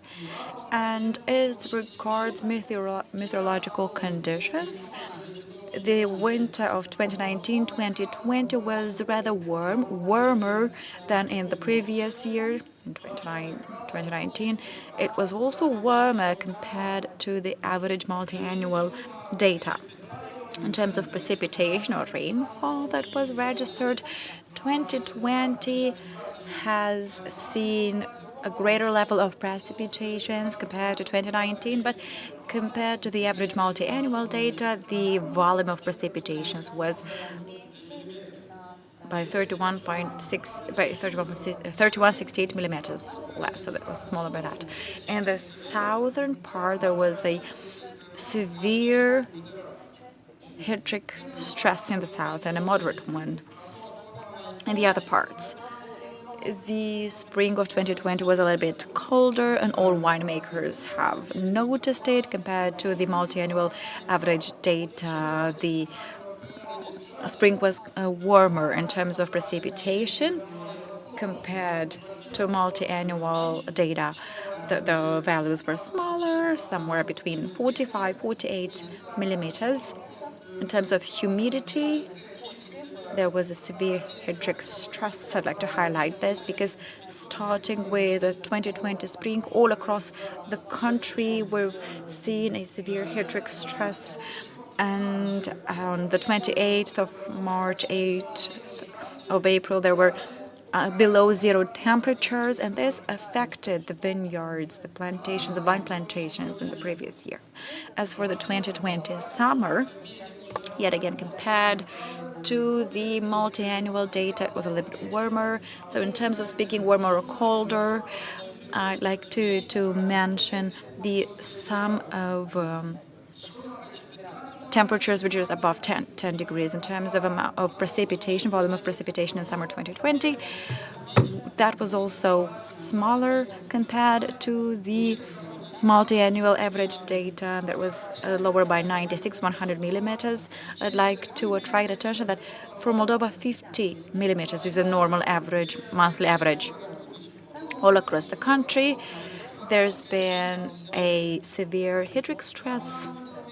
In the autumn of 2020, there was an exception compared to the multi-annual average data. There's been precipitations that were greater by 242 millimeters.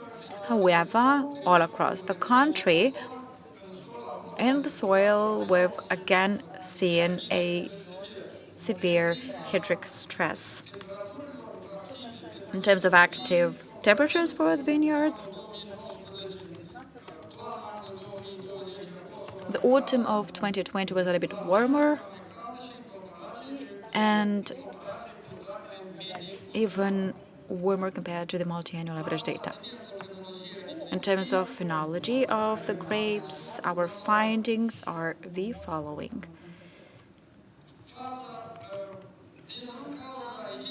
Because of the regime, the thermic regime in the previous period, there's been a duration of the bleeding period. Well, the bleeding has started a little bit earlier.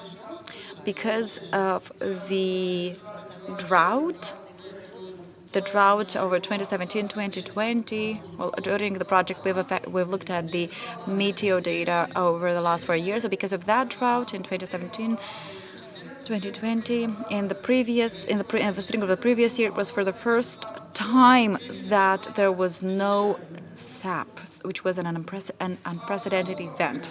The second phase, in terms of inflorescence and shoots, again, considering the warm temperatures during winter and up to 15th of April, the final phase has started by about 15, 16, 20 days earlier. But because in the period between 15th of April, 15th of June, the temperature was under 15 degrees on average, that has led to a very poor growth of shoots and inflorescence. In terms of the third phase, or the flowering or the blossom, it started a little bit later in 2020 because of the lower periods in the aforementioned period, lower temperatures, sorry. And the delay or the difference was 9 days. In 2020, the temperatures during the flowering period were under 14 degrees, and there were precipitations during the flowering period, and that's why in many instances we've seen in vineyards smaller grapes with fewer berries, with a low fruit set. In terms of the fourth phase, the berries growth, because of the lower periods in the previous period, the berries started growing 5-10 days later in 2019 compared to 2020, and it's in this period that there has been a poor growth of shoots, grapes, and inflorescence, and because of that, we've seen the phenomenon of mealrendage. So, if to speak about the maturation of the berries, it happened also earlier compared to 2019, and it is important to mention that in many cases in the plantations, vine plantations, because of low temperatures, the harvest quantity decreased or even almost disappeared from some plantations.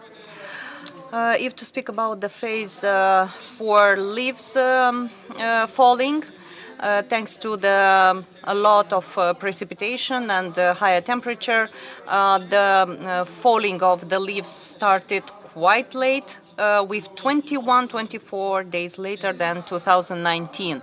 This is why the foliar system stayed actively from the photosynthetic point of view till the 25th of November, where the first frost started, and if to speak about the phytosanitary status, our findings are the following. So the moth had the vine moth had good condition to develop, and the risk based on the soft that were installed by our meteo stations was of 80% risk. The mites also had proper conditions, like average conditions to develop, less than the moth. And the risk was registered for the whole period of vegetation for 35–40%. And here we have to speak also about the pests. So, if to speak about the pests, in the context of the phytosanitary state, for the grape downy mildew, the situation was poor before the flourishing period, and after that, after the flourishing, it was quite favorable in July, August.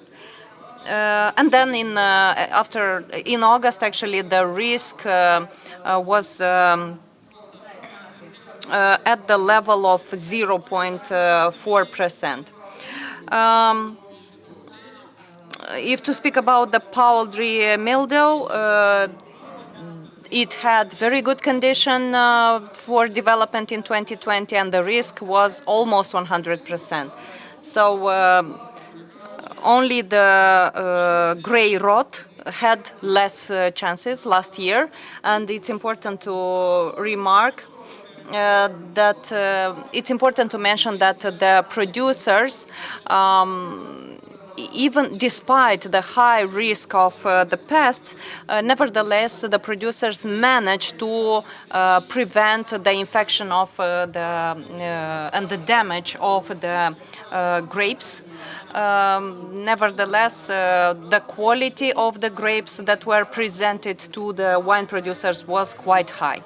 So this is very important to be appreciated. Also, phytoplasmic disease were presented. You see here on this slide the results of the project that was promoted and implemented in our country during 2017-2020. So the National Wine and Vine Office was promoting this concept, and it is going to be continued. The Profile Institute is going to be equipped with necessary laboratory equipment, and heat therapy equipment is going to be also put in place. The conclusion is that 2020 was quite dry and with higher temperatures. The second thing is that also in this year, some meteorological non-favorable conditions for grapes, for vine growing was quite low. On average, at the level of the country, the production decreased with 40% because of those phenomena that impacted. I already have spoken previously about the degree of risk for different pests and mites, moth, and rot. And in that sense, I would like to congratulate the winemakers and those who are growing vineyards for their efforts in order to reduce the pesticides and nevertheless manage to keep the high quality of the production. So we need to continue our efforts together to use the specialized softs in order to control the sector. And I think the project implemented by the National Office of Vine and Wine with the involvement of the establishments, of the wine establishments in the next 4 years is going to be crucial in that sense. If to speak about the peculiarities of 2021, we can say that this winter, we can already say that this winter the temperatures the lowest temperature was -19, and as a result, it's considered to be a colder winter compared to the last year. But nevertheless, it's warmer compared with the last years. And if to speak from the perspective of the precipitation, we have also registered a smaller amount of precipitation. We've 12 till 12.88 millimeters. And it's important to mention that the conditions in general for the beginning of this year were quite favorable, but the problem was related to the fact that the sprouts were still weak because of the situation of the last year. And after the evaluation that we made, we can already make conclusions that March this year is quite cold compared with other years. And if to speak about the precipitation, we have an average situation, approximately 22 millimeters.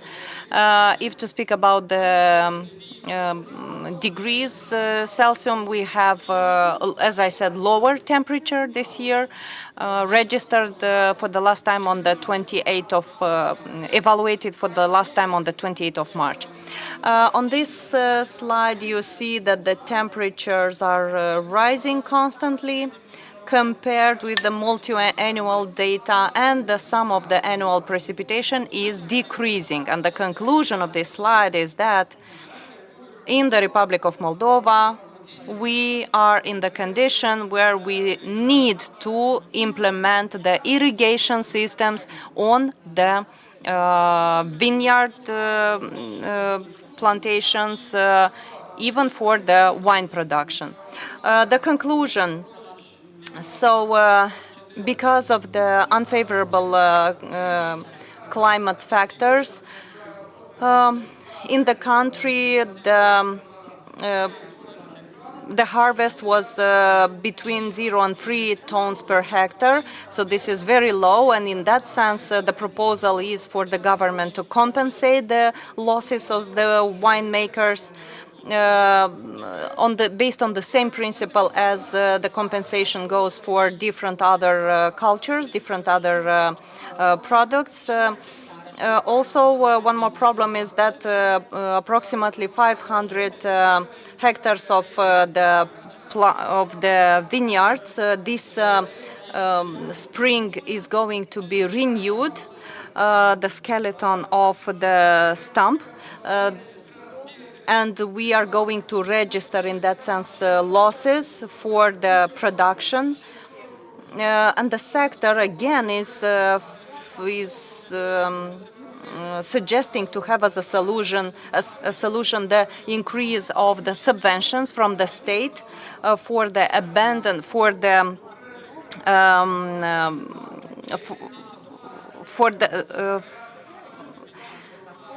for the grubbing and clearing of the old areas and for the plantation of the new ones. So in order to make a general conclusion, I think our central authorities should go deeper into this presentation, and the conclusion anyways is that we definitely need the support of the government for this year. Mr. Koropka, thank you very much for your presentation. Dear followers, dear representative of the sector, before going to the next presentation, I encourage you to send us on our Facebook page, Wine of Moldova, or on the Zoom platform chat, the questions that we have, because at the end of our session, presentation session, we will have a Q&A session. And now we are going to have the last presentation for today's conference. The subject is the characteristic of the oenologic potential for 2020. And I invite Madam Elizaveta Breahnă, Chief of the Department and Consultant in Wine Field of the National Wine and Vine Office. Madam Elizaveta, the floor is yours. Dear representative of the wine sector, dear colleagues, it's unfortunate that we cannot meet physically. We understand that you are tired to follow this online. I will try to be as short as possible. So, if to speak about the activity plan of the National Office of Wine and Wine, one of the main strategies is ensuring the quality and competitiveness of Moldovan wine and wine products. Also, one priority is to increase the image and to promote the brand of Moldova as a wine-producing country. So the implementation of new technologies, the transfer of knowledge, is one key priority of the National Wine and Wine Office, and we do that through a list of projects. On the screen, you see now the list of the activities that are, as I was saying, the priority for our activities. So, management of the quality system, Flavedor, LD quality grapes, Terror Viticole, and the Academy Wine of Moldova. I will speak about these projects because one characteristic of the year 2020 from the wine perspective is done based on the experiments that were performed within the project Quality Grapes and based on the regional tastings that we are organizing in February of each year in different regions and based on information that we obtained from the producers from the wine and wine sector. So the project was initiated in 2017, and in 2020 you can see on the slide that we focused mainly on the production of the wine from local varieties of grapes, and the main objective here was to, and still is, to influence the terroir of the character of the specific of the Moldovan wine. And we wanted within this project to examine more in details the potential of our local Moldovan varieties. And the wines which were produced within this project were the basis for the creation of a future database of Moldovan origin wines. We have examined seven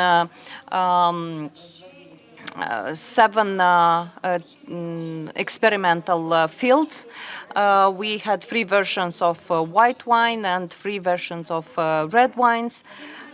If we look at the dynamic of the maturation of the grapes Feteasca Albă, Feteasca Albă Regală, Feteasca Neagră, the grapes were available already from the 3rd of September. They were collected, and an exception was only for the grapes that were processed from Mircești region, because this is the most Nordic point in the Republic of Moldova with the vineyards, and they are on the highest slope, 320 meters above the sea level. And although the pickup process started quite early, the Feteasca Neagră variety had a very high level of sugar, and in the white varieties, the content of sugar is lower.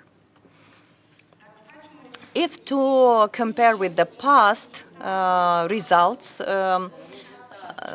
so speaking about 2017 and 2020, Feteasca Albă and Feteasca Regală varieties and also Feteasca Neagră, we can make the conclusion looking at these figures that they are quite early varieties.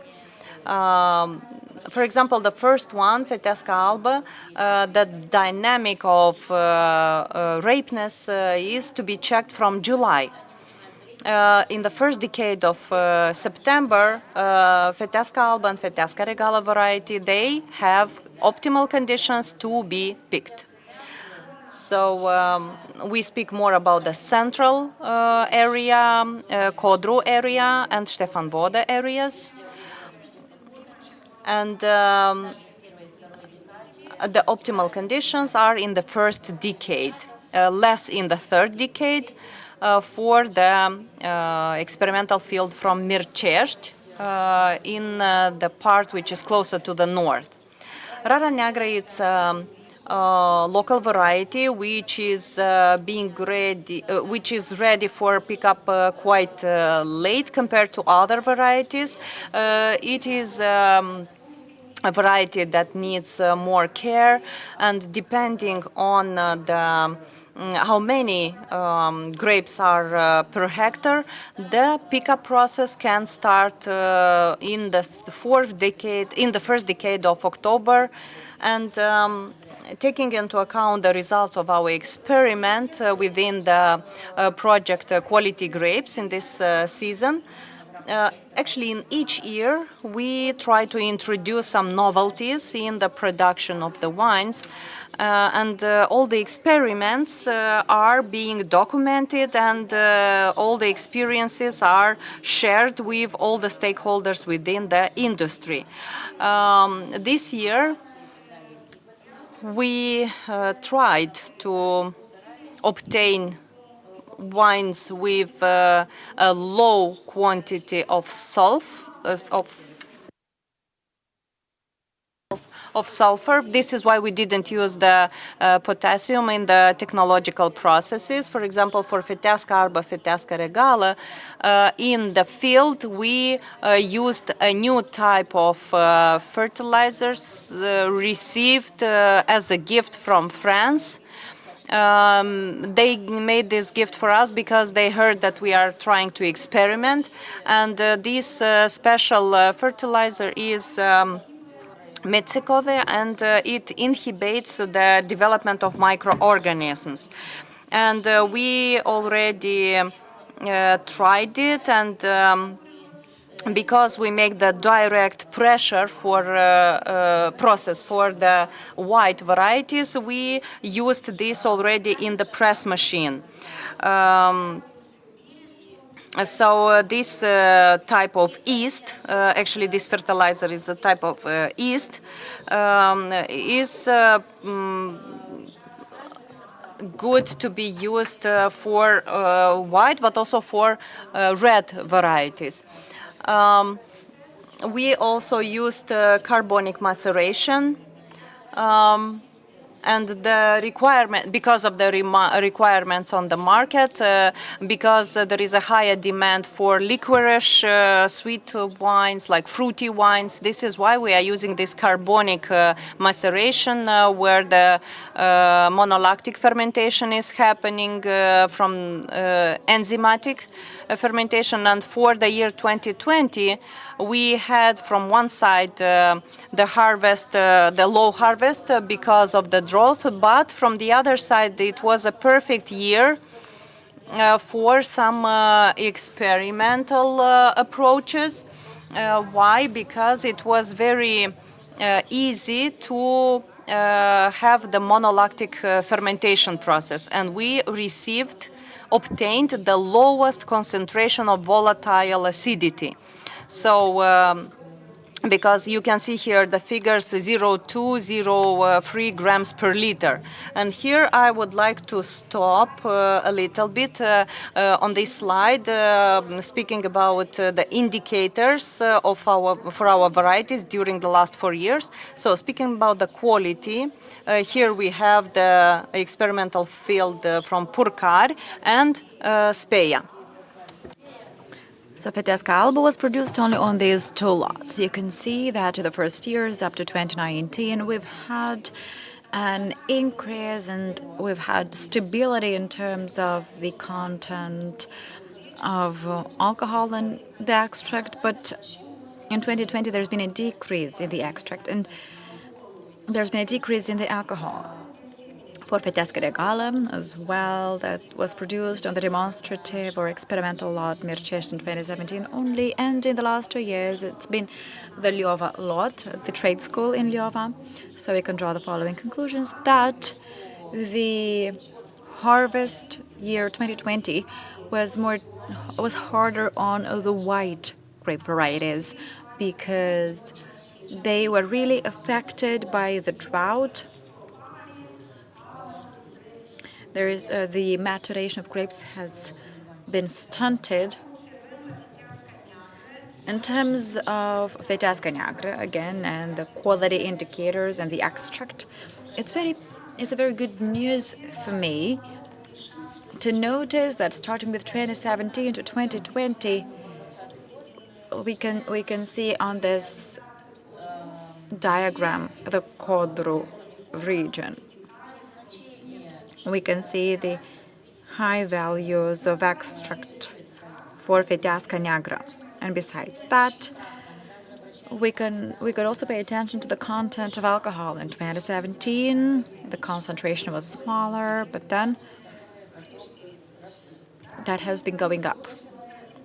In terms of the Purcari Bujac Leova lots, we can notice that the concentrations of dry extract has been going up, is even greater. And in terms of alcohol, we can see the differences. To draw conclusions, I'd like to draw your attention to the fact that in Feteasca Neagră variety, although we'd expect that in the Valul lui Traian area we would have expected a higher content of alcohol, over 2017, 2019, nevertheless, the ethylic concentration was greater in the central area or the Codru PGI area. And the levels were lower in Ștefan Vodă, Valul lui Traian, and the Valul lui Traian, that was the lowest. And why was that the case? Well, obviously, in the Valul lui Traian area, the temperatures were higher, there was more drought, but what was also very important was the management of vineyard plantation. That is, this proper attention to the number of grapes on the stock, on the vine. And although in certain instances, in Ștefan Vodă, for instance, the grapes were picked quite early, but we see 14.8% volume and 15.3% volume in Codru PGI, and the content of extract was very high, especially for Feteasca Neagră wines that have reached a 31.5 concentration of grams per liter. Such a concentration has been found in the varieties Merlot, Feteasca Neagră, and other varieties with a higher potential. So we can also perform a chromatic analysis into Feteasca Neagră variety. That's the new one, so the color, it varies greatly. The higher the nuance index, the more the color differs from the red color we expect. And if you pay attention to 2020, the nuance is lower, which means that's a more intense color in wines. The color intensity also has to do with, well, in terms of the color, we could also see the highest points reached in certain years.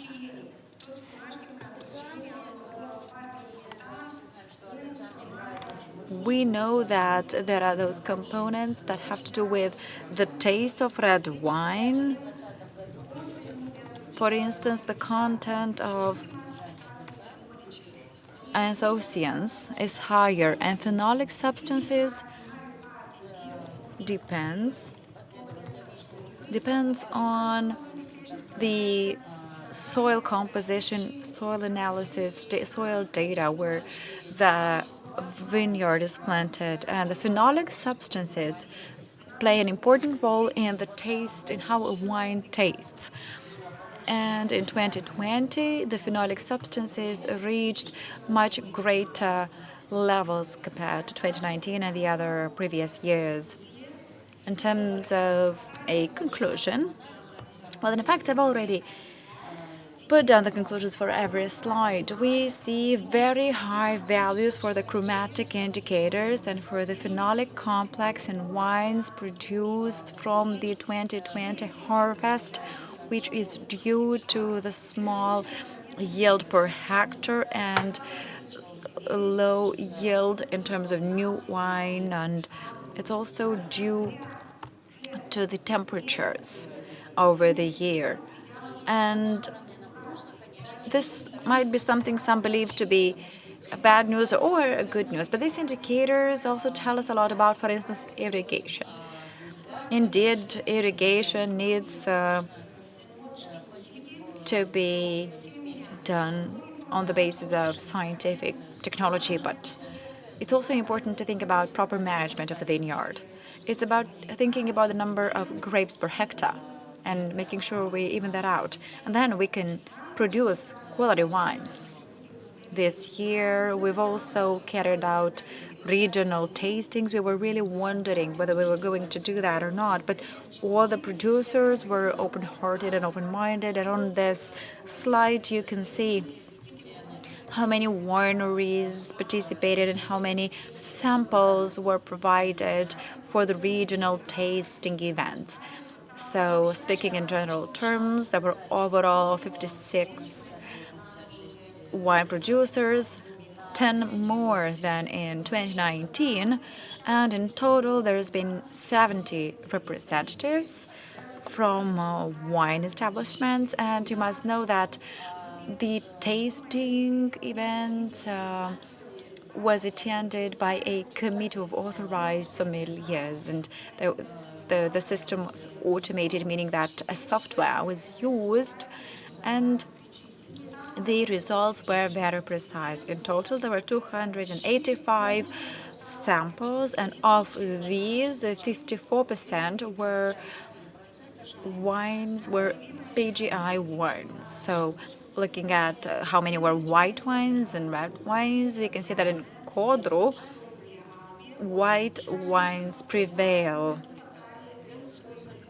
followed by the red wines. And well, in terms of white wines and Codru, right? So then in terms of red wines, we can see that the highest percentage, nevertheless, is in Valul lui Traian. So red wines prevail in Valul lui Traian. We can look at the wines of 2020 in terms of organoleptic features. This is the highest indicator for the last years. The white and red wines in Stefan Voda have recorded the highest score. And we wanted to mention for every region what are the wines that have achieved the highest score. So in the Codru region, the highest score in terms of white varieties, so that was Sauvignon Blanc from Asconi. It's for the first time in 5 years when we've had a range of Sauvignons that had scores that had very high scores in terms of organoleptic and tasting features, which was not the case in the previous years. So in terms of the red varieties, the red types, Milești Mici had a higher score for Merlot, and Asconi again for Cabernet Sauvignon Rosé. In Stefan Voda, the local variety Fetească Regală has earned the highest score, 88. That's the golden medal score. From among the red ones, 88 was earned by Saperavi Purcari, and 86.8 the rosé wine from Purcari again. In terms of Valul lui Traian, Pinot Gris from the white ones, 86.6. Fetească Neagră Rosé from Cricova. And in this regard, please pay attention that it's a perfect variety for rosé wines. Rosé from Cricova was just fabulous. And Cabernet Sauvignon from Fodor. So, regardless or despite the meteorological conditions that were not that favorable for the vineyards last year, regardless of that or despite of that, the wines, the 2020 wines for that harvest year have had a higher score than 2019 wines. The red wines in all the three regions have achieved a high score, but I'd rather say that what the red wines were affected more by the climatic changes in Valois-Lutein, and particularly Cabernet Sauvignon. In terms of white wines, I've already said that white wines and rosé wines have had higher scores in the Codru region and in the Stefano-Vodă region. So in terms of conclusions drawn on the basis of the quality grapes experiment, we must pay attention to the maturation periods for the local varieties. Considering the results, we can draw the conclusion that the quality indicators, the chromatic analysis, the sensorial analysis have proven that there's a high biological potential in local varieties compared to European varieties, and they can be recorded in the following way. And this is not only related to the results of our experiments. This was also a feature proclaimed by a number of experts who visited Moldova over the last years. So Rara Neagră was which are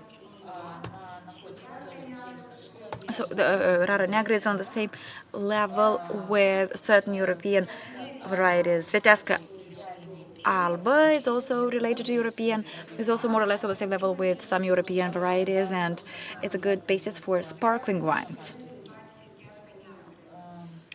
I'd like to highlight Vitească Neagră with the highest degree of responsibility. I must say that we must move forward and continue to promote and harvest this type of variety, particularly because it has a very high potential. So regardless, we can draw the general conclusions that 2020 has seen the lowest yield, the lowest harvest in yield in terms of wine compared to 2019. That has been by 39.2 smaller in terms of the harvest, and in terms of wine volume, that was by 42.2% smaller. And in terms of wine production, where most of the things are done manually, the yields were much smaller. That is to say, for every variety, we could develop at most 100 bottles of wine. So the key conclusion is that exceptional wines were produced. The 2020 harvest year wines will set a basis, practically a reference point for the extraordinary, fabulous wines in the history of Moldovan winemaking. There are many journalists asking me, specialists asking me, when will we have the best wines of Moldova? And I feel certain to say today that the 2020 harvest year wines will be those great exceptional wines that people are looking forward to. And besides this, must be known that all wines depend on the characteristic of the year of the wine year. So there could be a dilemma when we say that certain things haven't been favorable, while at the same time 2020 was an ideal one in terms of the wine quality. A piece of advice to producers: do not hesitate to start maturation for as many red wines as possible this year. There is a likelihood, but we can't know for certain, there's a likelihood that we might not have another year that is this great for wine maturation. And for those who are importing now wines, because we have, as mentioned previously by the Madam Director, there is a deficit of wine as raw material for the bottling programs in the second half of 2021, beginning of 2022. Many producers have started importing these wines, and we have here in this room Valeriu Cebotar, and on behalf of the office, we'd be happy if these important wines were reflected in the national legislation. That is, if we're going to bottle wine, we'd need to declare it as a Moldovan product of important, for instance, but there should be some decision-making around processes in this regard. So there are certain measures that are not perfectly tackled in the laws regards the origin and the bottling of wines and other. If we don't have these specifications in the national law, we'll have to use the international law, which is not quite right for a country that is exporting so much wine compared to other countries.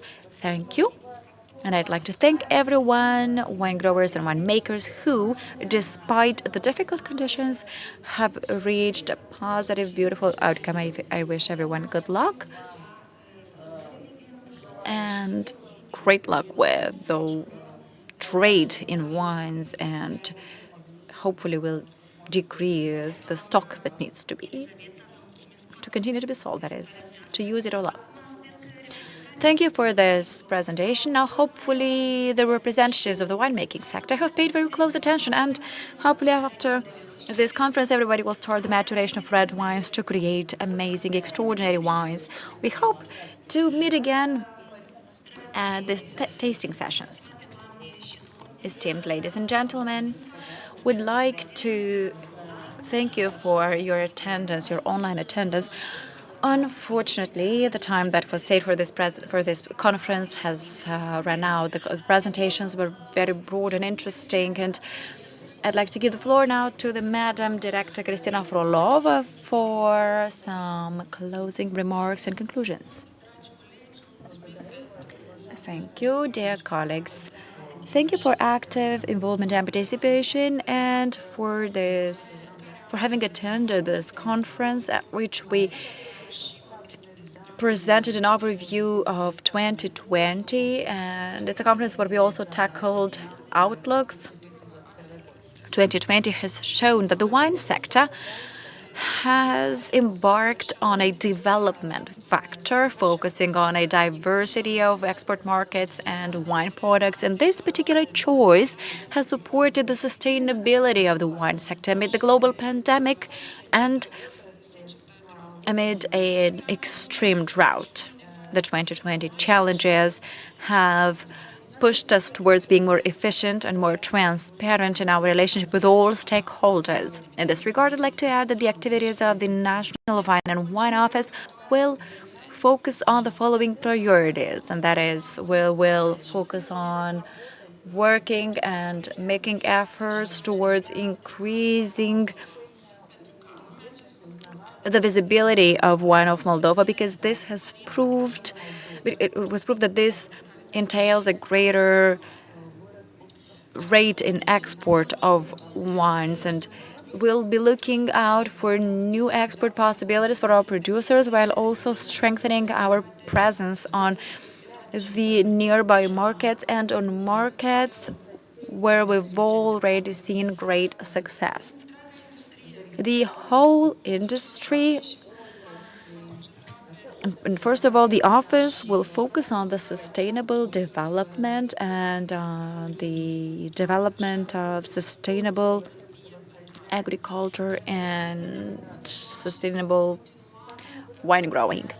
We will continue extending the partnerships, will expand partnerships so as to manage to tackle all challenges that the sector and our institution is struggling with, but also to do all this, we will take over good global practices, both in terms of the operational activity of the office and in terms of the entire wine sector and wine tourism. I'd like to thank the office team for the activity, for their hard work in 2020, and I hope that in the next years will enjoy even greater success. I'd like to thank for active participation the colleagues from the coordination of board of the Vine and Wine Office to the Ministry. I'd like to thank the Ministry and our strategic partners, USAID, and to thank the EU delegation. I'd like to thank them for cooperation, for the considerable and meaningful support for the development of the wine sector. Thank you, and see you at the next wine conference.